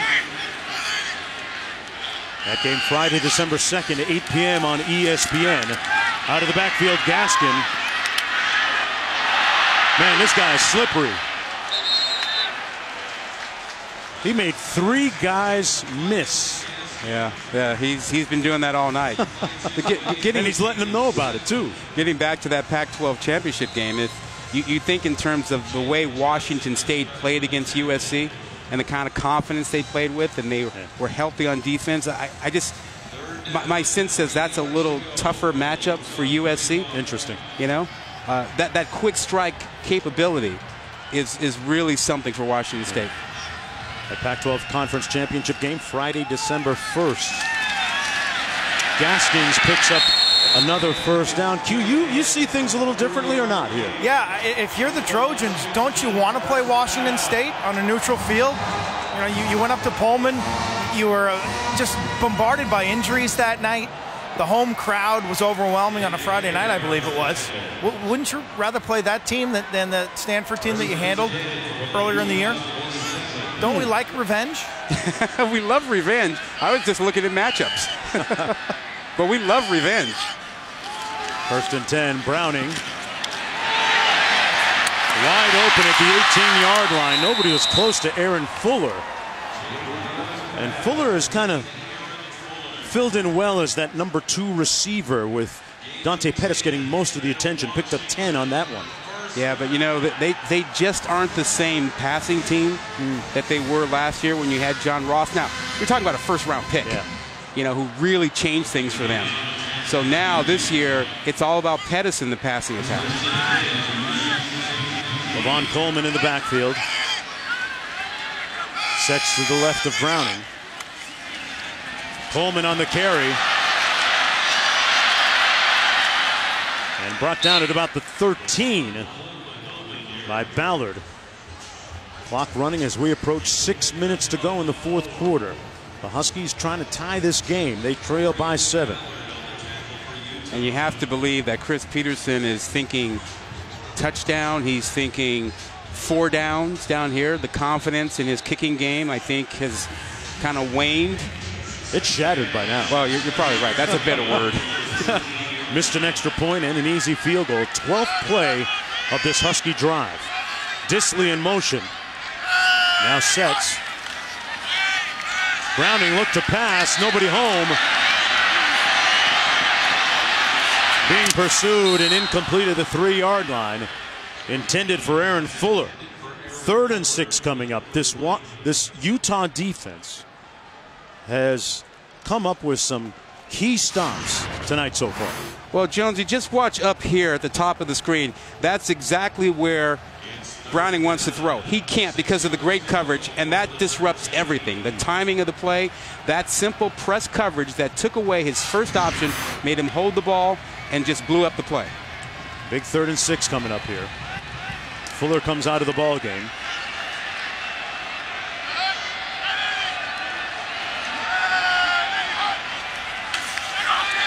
Browning under heat, completed it. Gaskin stopped up short, and the Utes defense comes up with a big stop. Booby Hobbs with the good pressure, and it's 4th down coming up. They're going to keep the offense on the field with Browning.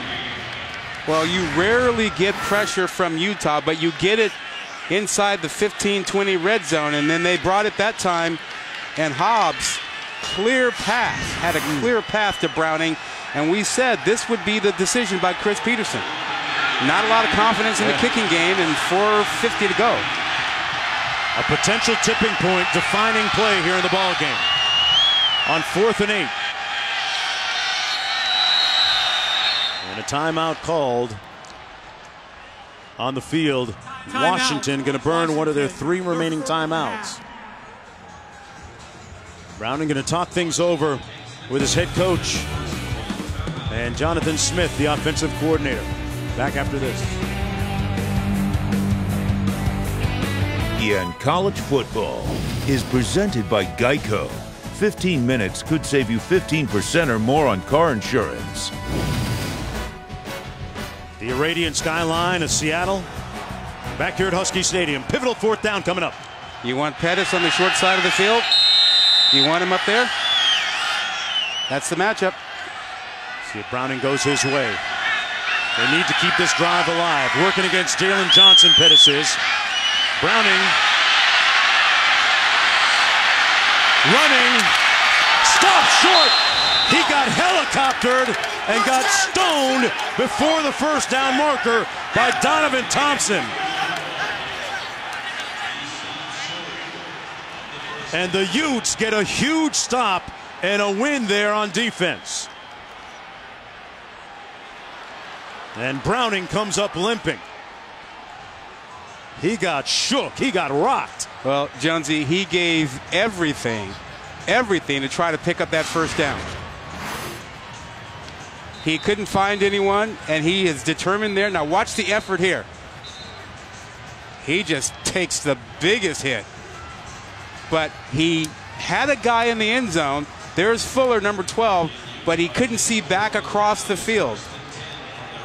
And Pettis was also open, but again, he was running for the 1st down. Had 2 guys, didn't see either one of them. And the defense elated at the result. The question that begs now, can Tyler Huntley, the 1st-year starter, the sophomore, close the deal here with 4.5 minutes to play. Takes out his do-it-yourself kit and picks up about 4. Huntley has been radiant tonight. Well, he's been something. I mean, you talk about a guy bouncing back from last week against Washington State, in which the offense had 7 turnovers. He threw 3 picks. He threw a pick tonight, and from that point on, tonight he's been fantastic. I mean, he's thrown the ball just beautifully tonight. Yeah. We're looking at the future of quarterbacking at Utah right now. Tyler Huntley out of Dania, Florida.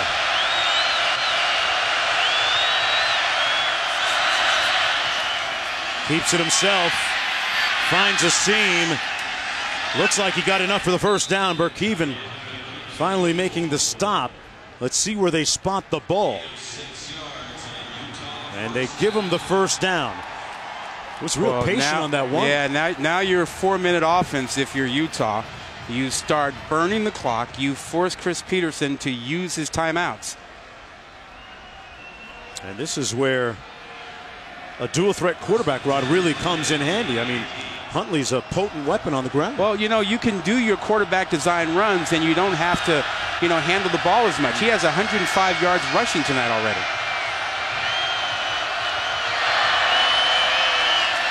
Trying to add to that Utah total. Vita Vea in on the tackle that time.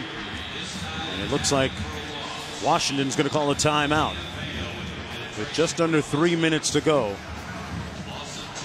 Chris Peterson timeout. Trying to regroup Washington, here their second charge timeout. And come up with a couple big defensive plays when we come back.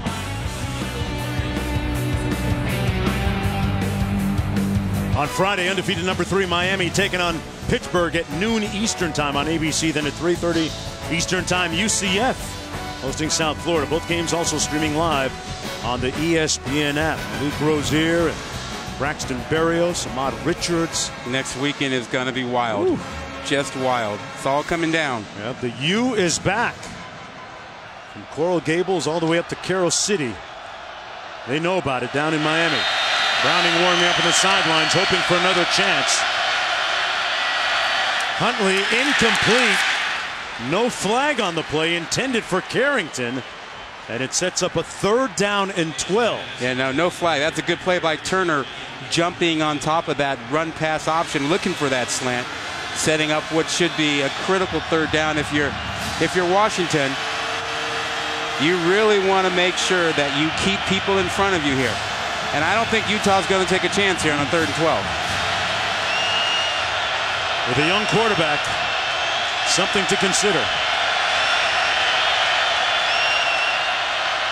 They hand it off to Moss.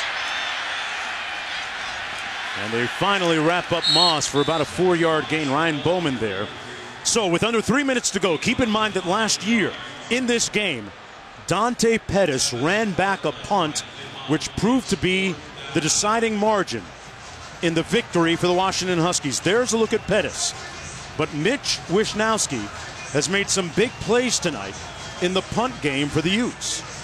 We're looking at a 4th down and 7. This is going to be just the 3rd punt tonight for Mitch Wishnowsky. And he's averaging 44 yards a kick. And the punt return last year, Pettis did it at about this time in the game. About 3.5 minutes to go, and won the game with his punt return. What a great chess match it's been within the special teams game between Utah and Washington. And the Utah Utes are going to burn one of their timeouts. They've got 2 remaining. This was the scene last year with right around 3 minutes to go. It was tied, and then Pettis at Rice-Eccles Stadium took the punt back to the house.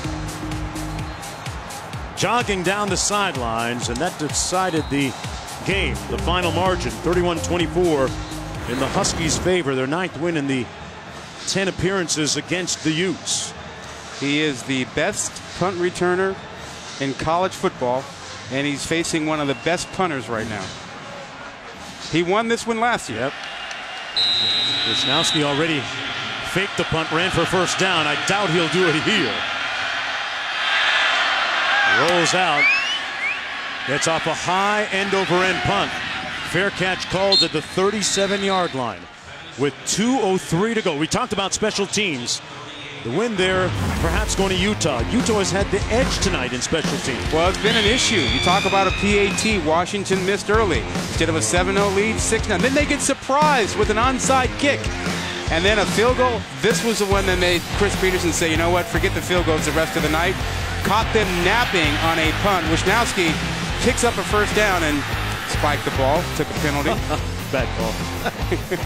Great wheels by the 24-year-old Australian. First down and 10. Browning took a big hit. Remember the last time he was on the field.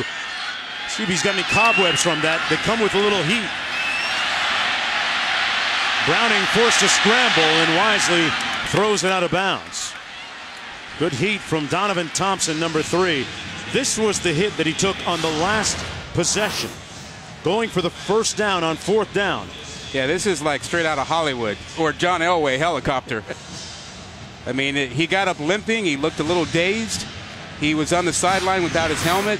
It looked like he was fine. I don't see anybody really checking him. He's back out there. He looks okay. Great toughness by Jake Browning. Fires high and incomplete. Intended for Pettis, and quickly it's 3rd and 10 with 1:50 to go. Utah's bringing the heat every play now. They have abandoned the whole notion of simply playing coverage. They are bringing the heat every play. It's like they look at Browning and they say, we know you're a little wounded. We know you're having some cobwebs or whatever. We're coming after you. What kind of impact does it seem to be having? Well, it's making him speed everything up, and it hasn't sped up in the right direction yet. 3rd and 10. More heat coming. Blitz. Browning running and sacked. Fumbles it. Looked like he threw it when he was already tackled. Guidry that time was the first one to get there. Rod, you called it. They are bringing the house on seemingly every play here. Well, give credit to Morgan Scalley, the defensive coordinator. Number 22 was in the area. 4th down. Scalley has dialed up blitzes. You know, and the good coaches always save something in the 4th quarter that they haven't used to surprise the offense, the offensive coordinator, surprise that quarterback. And they've brought pressure here late in the 4th quarter that they haven't shown all night. Good time to unveil it. Dante Pettis is split to the bottom of your screen on 4th and 10 to stay alive in this game. Utes with more heat. Browning delivers. Caught, and a first down to Bocelli. And the Huskies are alive with 1:33 to go. And they have one timeout still. They didn't use it to discuss that 4th down play. They saved it. Only a touchdown will do. 14-yard gain down to the 47. Browning delivers another strike. Bocelli again. A little bit short of the first down. 2nd and 1. They have plenty of time. You got a $1:27 and a timeout. Washington doesn't have to be in a hurry. And the real challenge now goes back to Utah defensively. Scalley has brought a lot of pressure. Does he go back to it? Is he afraid of it now because of the one-on-one situation? 4-receiver formation. Coleman in the backfield. They bring pressure from the wide side. Pettis one-on-one, and great open field tackle by Terrell Burgess to limit the gain of Pettis. A 2-yard pickup. Remember, this is a Utah secondary missing a couple of key players on the back end, and they're hanging in here. Browning, backside pressure, almost sacked, and completes the pass to Fuller. Jake Browning with a tremendous effort there. How about that? How about that from Browning? Being chased down, creates, still on the move, makes a play to pick up some yardage and to get out of bounds. 2nd and 4 after the catch by Aaron Fuller. Washington with one timeout remaining.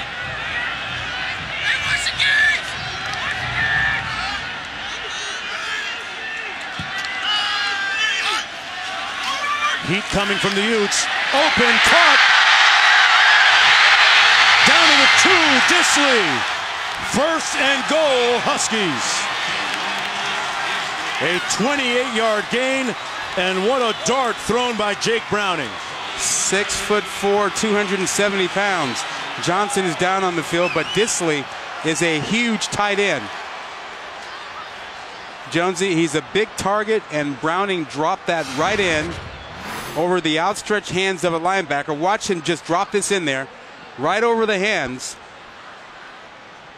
and in there for his big target to get in there. Almost seemed like a routine tackle by Jalen Johnson, but he's shaken up on the play, still down at the 2-yard line. When that ball was first thrown, I thought Luafata Sanga, number 5, had a shot at it, but it was thrown just enough over his hands where he couldn't make a play. Let's look at Jalen Johnson being tended to. Boy, Jake Browning has made a couple of key throws to keep this final drive alive for the Huskies. Look at Jalen Johnson shaken up after making this tackle on Dissly. There's Johnson, number 7, coming in. He's trying with everything he has to hold out a 270-pound tight end. And I would think that just having that guy fall on you, who's 100 pounds more than you, is enough to cause an issue. On this drive, though, Browning, 8 passes. Missed his first 3, hit his last 5. You know how hard that is? You got a guy who's a corner, who's a freshman, who's about $175, maybe $180, dripping wet, and he's tackling a 270-pound tight end, kind of cattle riding him, keeping him out of the end zone. You're trying to tell me that hurts, right? That is not easy. First and goal. Browning splits out to the top of the screen. Wildcat. Gaskin and Coleman in the backfield. Direct snap to Gaskin. Touchdown!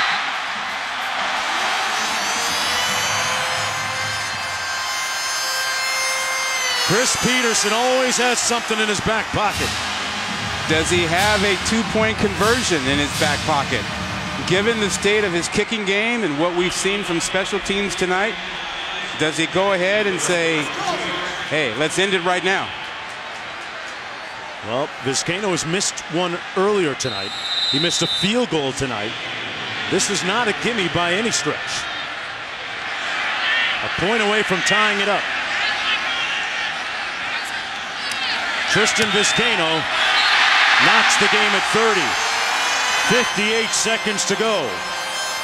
The big play by Will Dissly set up the tying score. Utah with 2 timeouts remaining and 58 seconds to work with. And now the focus goes across the field to Coach Whittingham and his sophomore quarterback Tyler Huntley, who has been clutch here in the second half. Well, I think what you will find is that on the very first play, we'll get an indication as to whether they want to go after this. And I think they will. I think they'll let Huntley throw on first down. If they don't have any success, you might see Utah at that point say, we'll try and play for overtime. And keep in mind, Rod, Matt Gay, their place kicker, has a career long of 56 yards, so he's got good leg strength. There he is on the sidelines, but the question begs, will he get an opportunity here? Well, you've got 2 timeouts.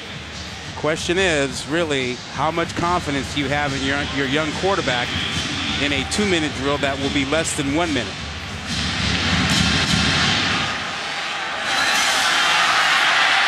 And Utah will start off 1st and 10 from its own 25-yard line. Huntley tonight has bounced back from a subpar performance a couple of weeks ago against Washington State. There's his stats. Almost 300 yards passing on a very efficient 19 of 26. Well, and he's been good to the outside. And, you know, we talk about this all the time. The toughest place for young quarterbacks to throw the football is in the middle of the field because it's dark and full of terror. So, you know, linebackers, safeties, you don't want to go there. So keep him to the outside. From the 25, 1st and 10. Huntley got good wheels and got out of bounds at just around the 30-yard line. They'll spot it at the 33. with 49 seconds to go. Yeah, that'll buy another opportunity. I think Kyle Whittingham will continue to go after this. 8-yard gain.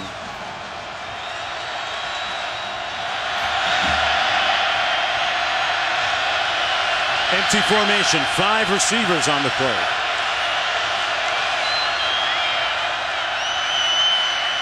In the middle, almost intercepted by Burkeven. You said the middle of the field was dangerous. You know, and that guy, Burkeven, nobody plays harder. He gets around the football, whether you throw it or you pass it. I mean, you run it. He makes plays, and this is a dangerous area. Wow. Again, that's why you stay out of the middle of the field, particularly late in the game with a young quarterback. That was intended for his former high school teammate, Damari Simpkins. 3rd and 2. He's going to keep it himself. Fumble! He put it on the ground. Loose ball. Who's got it? And what a big hit. And a dangerous. Ruling on the field is a fumble and recovery by Utah. A near fatal play for the Utes. 4th down coming up. That ball is everything. out. Boy, he got it back. Huntley reached out there while on the ground and got it back. Big hit by Miles Bryant, number 5. And we got a flag down on the field as well.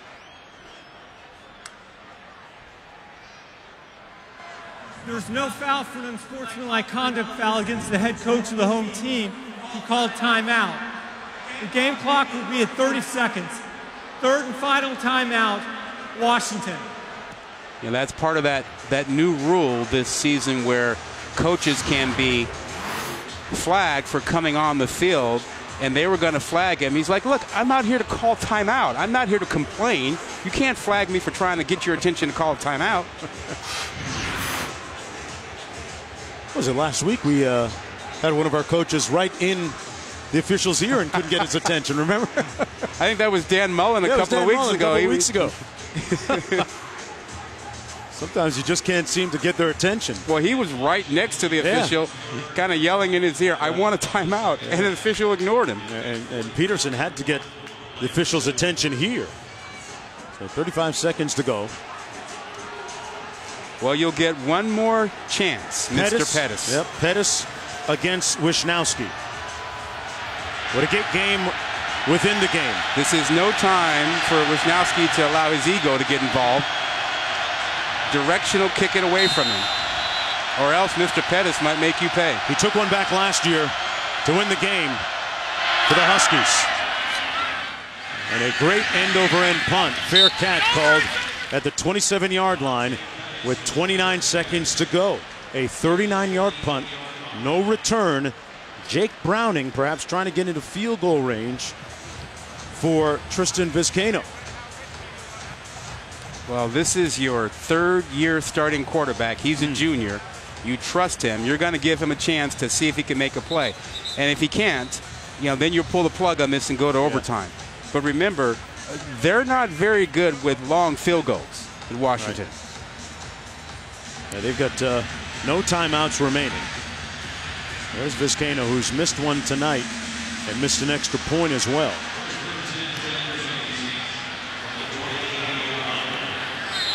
But who knows, maybe redemption lies in his future. 1st and 10 for Browning and the Huskies. Going to hand it off to Gaskin. And Rod, does that tell you they're playing for overtime? Yep, no doubt. Timeout, Utah. Their second charge. Utah is going to stop the clock. This will be a 30-second and now have one timeout remaining. Well, he's burning these timeouts because, 1, you can't take them with you. And 2, you want them to snap the ball and see if maybe you get lucky. Maybe they put it on the ground for you. Well, both quarterbacks have done an outstanding job with their respective offenses tonight. Browning especially on that last drive. Yeah, impressive numbers. Yeah, look at this. Look at this. Both of them around 300 yards. They've made creative plays. They've extended the play, a couple of touchdown passes apiece. And just one bad decision by Huntley tonight. That was that pick he threw in the first half. You think about the opportunity that Utes defense had at one point for an interception that went for a touchdown on the Gaskin reception. On second down, Browning going to throw it. Pettis caught out of bounds near midfield. But no timeouts remaining. Let's see if we can get a little bit closer with 17 seconds to go. Working against Julian Blackman, picked up 18. Maybe one more play and a field goal attempt? Well, without the timeout, you see the field goal line. They've got to get inside the 30 where they feel somewhat comfortable making an attempt.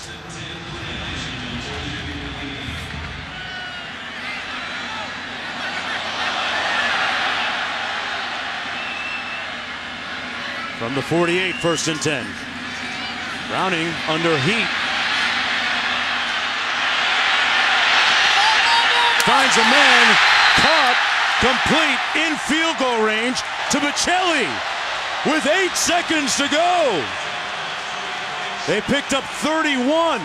Well, and a good job by Browning not crossing the line of scrimmage. He scrambled so much. Look at that black line. He gets so close to it, but doesn't get his body over it, that's a legitimate throw. And that's easy for us to see that black line. He doesn't see that. No idea, but he did a good job with that. 1st and 10. One more play, perhaps, before the field goal attempt. Taking a shot in the end zone. Little contact and no flag. The official perhaps indicating it wasn't catchable. Blackman working against Pettis. And now it's up to Tristan Vizcaino. There is no question that Blackman had his hands all over him and was slowing him down, impeding him from getting free. Vizcaino going to attempt this field goal. But you know, I got no problem with him letting him play and not deciding the game by a penalty. Vizcaino will try to decide it from 38 yards out. 1 of 2 tonight for the win. Vizcaino right down the pipes.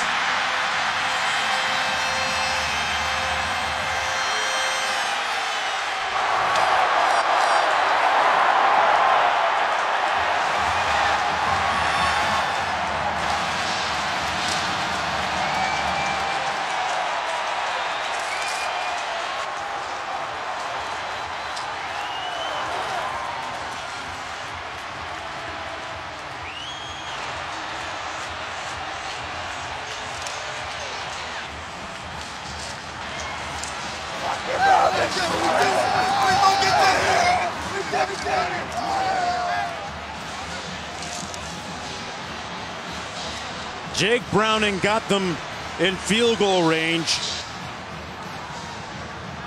And redemption belongs to Tristan Vizcaino tonight. After missing an extra point, after missing a field goal from 30 yards, he wins the game with a 38-yard field goal attempt. One more look. And no doubt about it. Talk about some clutch performances late in this game. Pettis with a catch, Fuller with a catch, Browning with some great throws and presence of mind as to where he was on the field, and then Vizcaino coming through with the kick. And Utah missed an opportunity. They could not close it out, couldn't get a first down, and left some time on the clock. With about 3.5 minutes to go, they had the ball and the lead, and couldn't get that first down. There was the fumble by Huntley. He was fortunate enough to recover it, but they had to punt it away. And that's where the comeback trail began for the Washington Huskies. You know you love a little Pac-12 after dark. It's always thrilling, always interesting. And Washington earning its 9th win of the season. Well, how about the grit of the Huskies bouncing back from last week? Yes. After a disappointing loss, they win this one 33-30. So up next for the Huskies, Washington State coming to town. Apple Cup Friday on ESPN. There'll be better days for Huntley and Utah. For Rod Gilmore and Quint Kesselnick, I'm Mark Jones. Thanks for watching. Right now, SportsCenter coming up.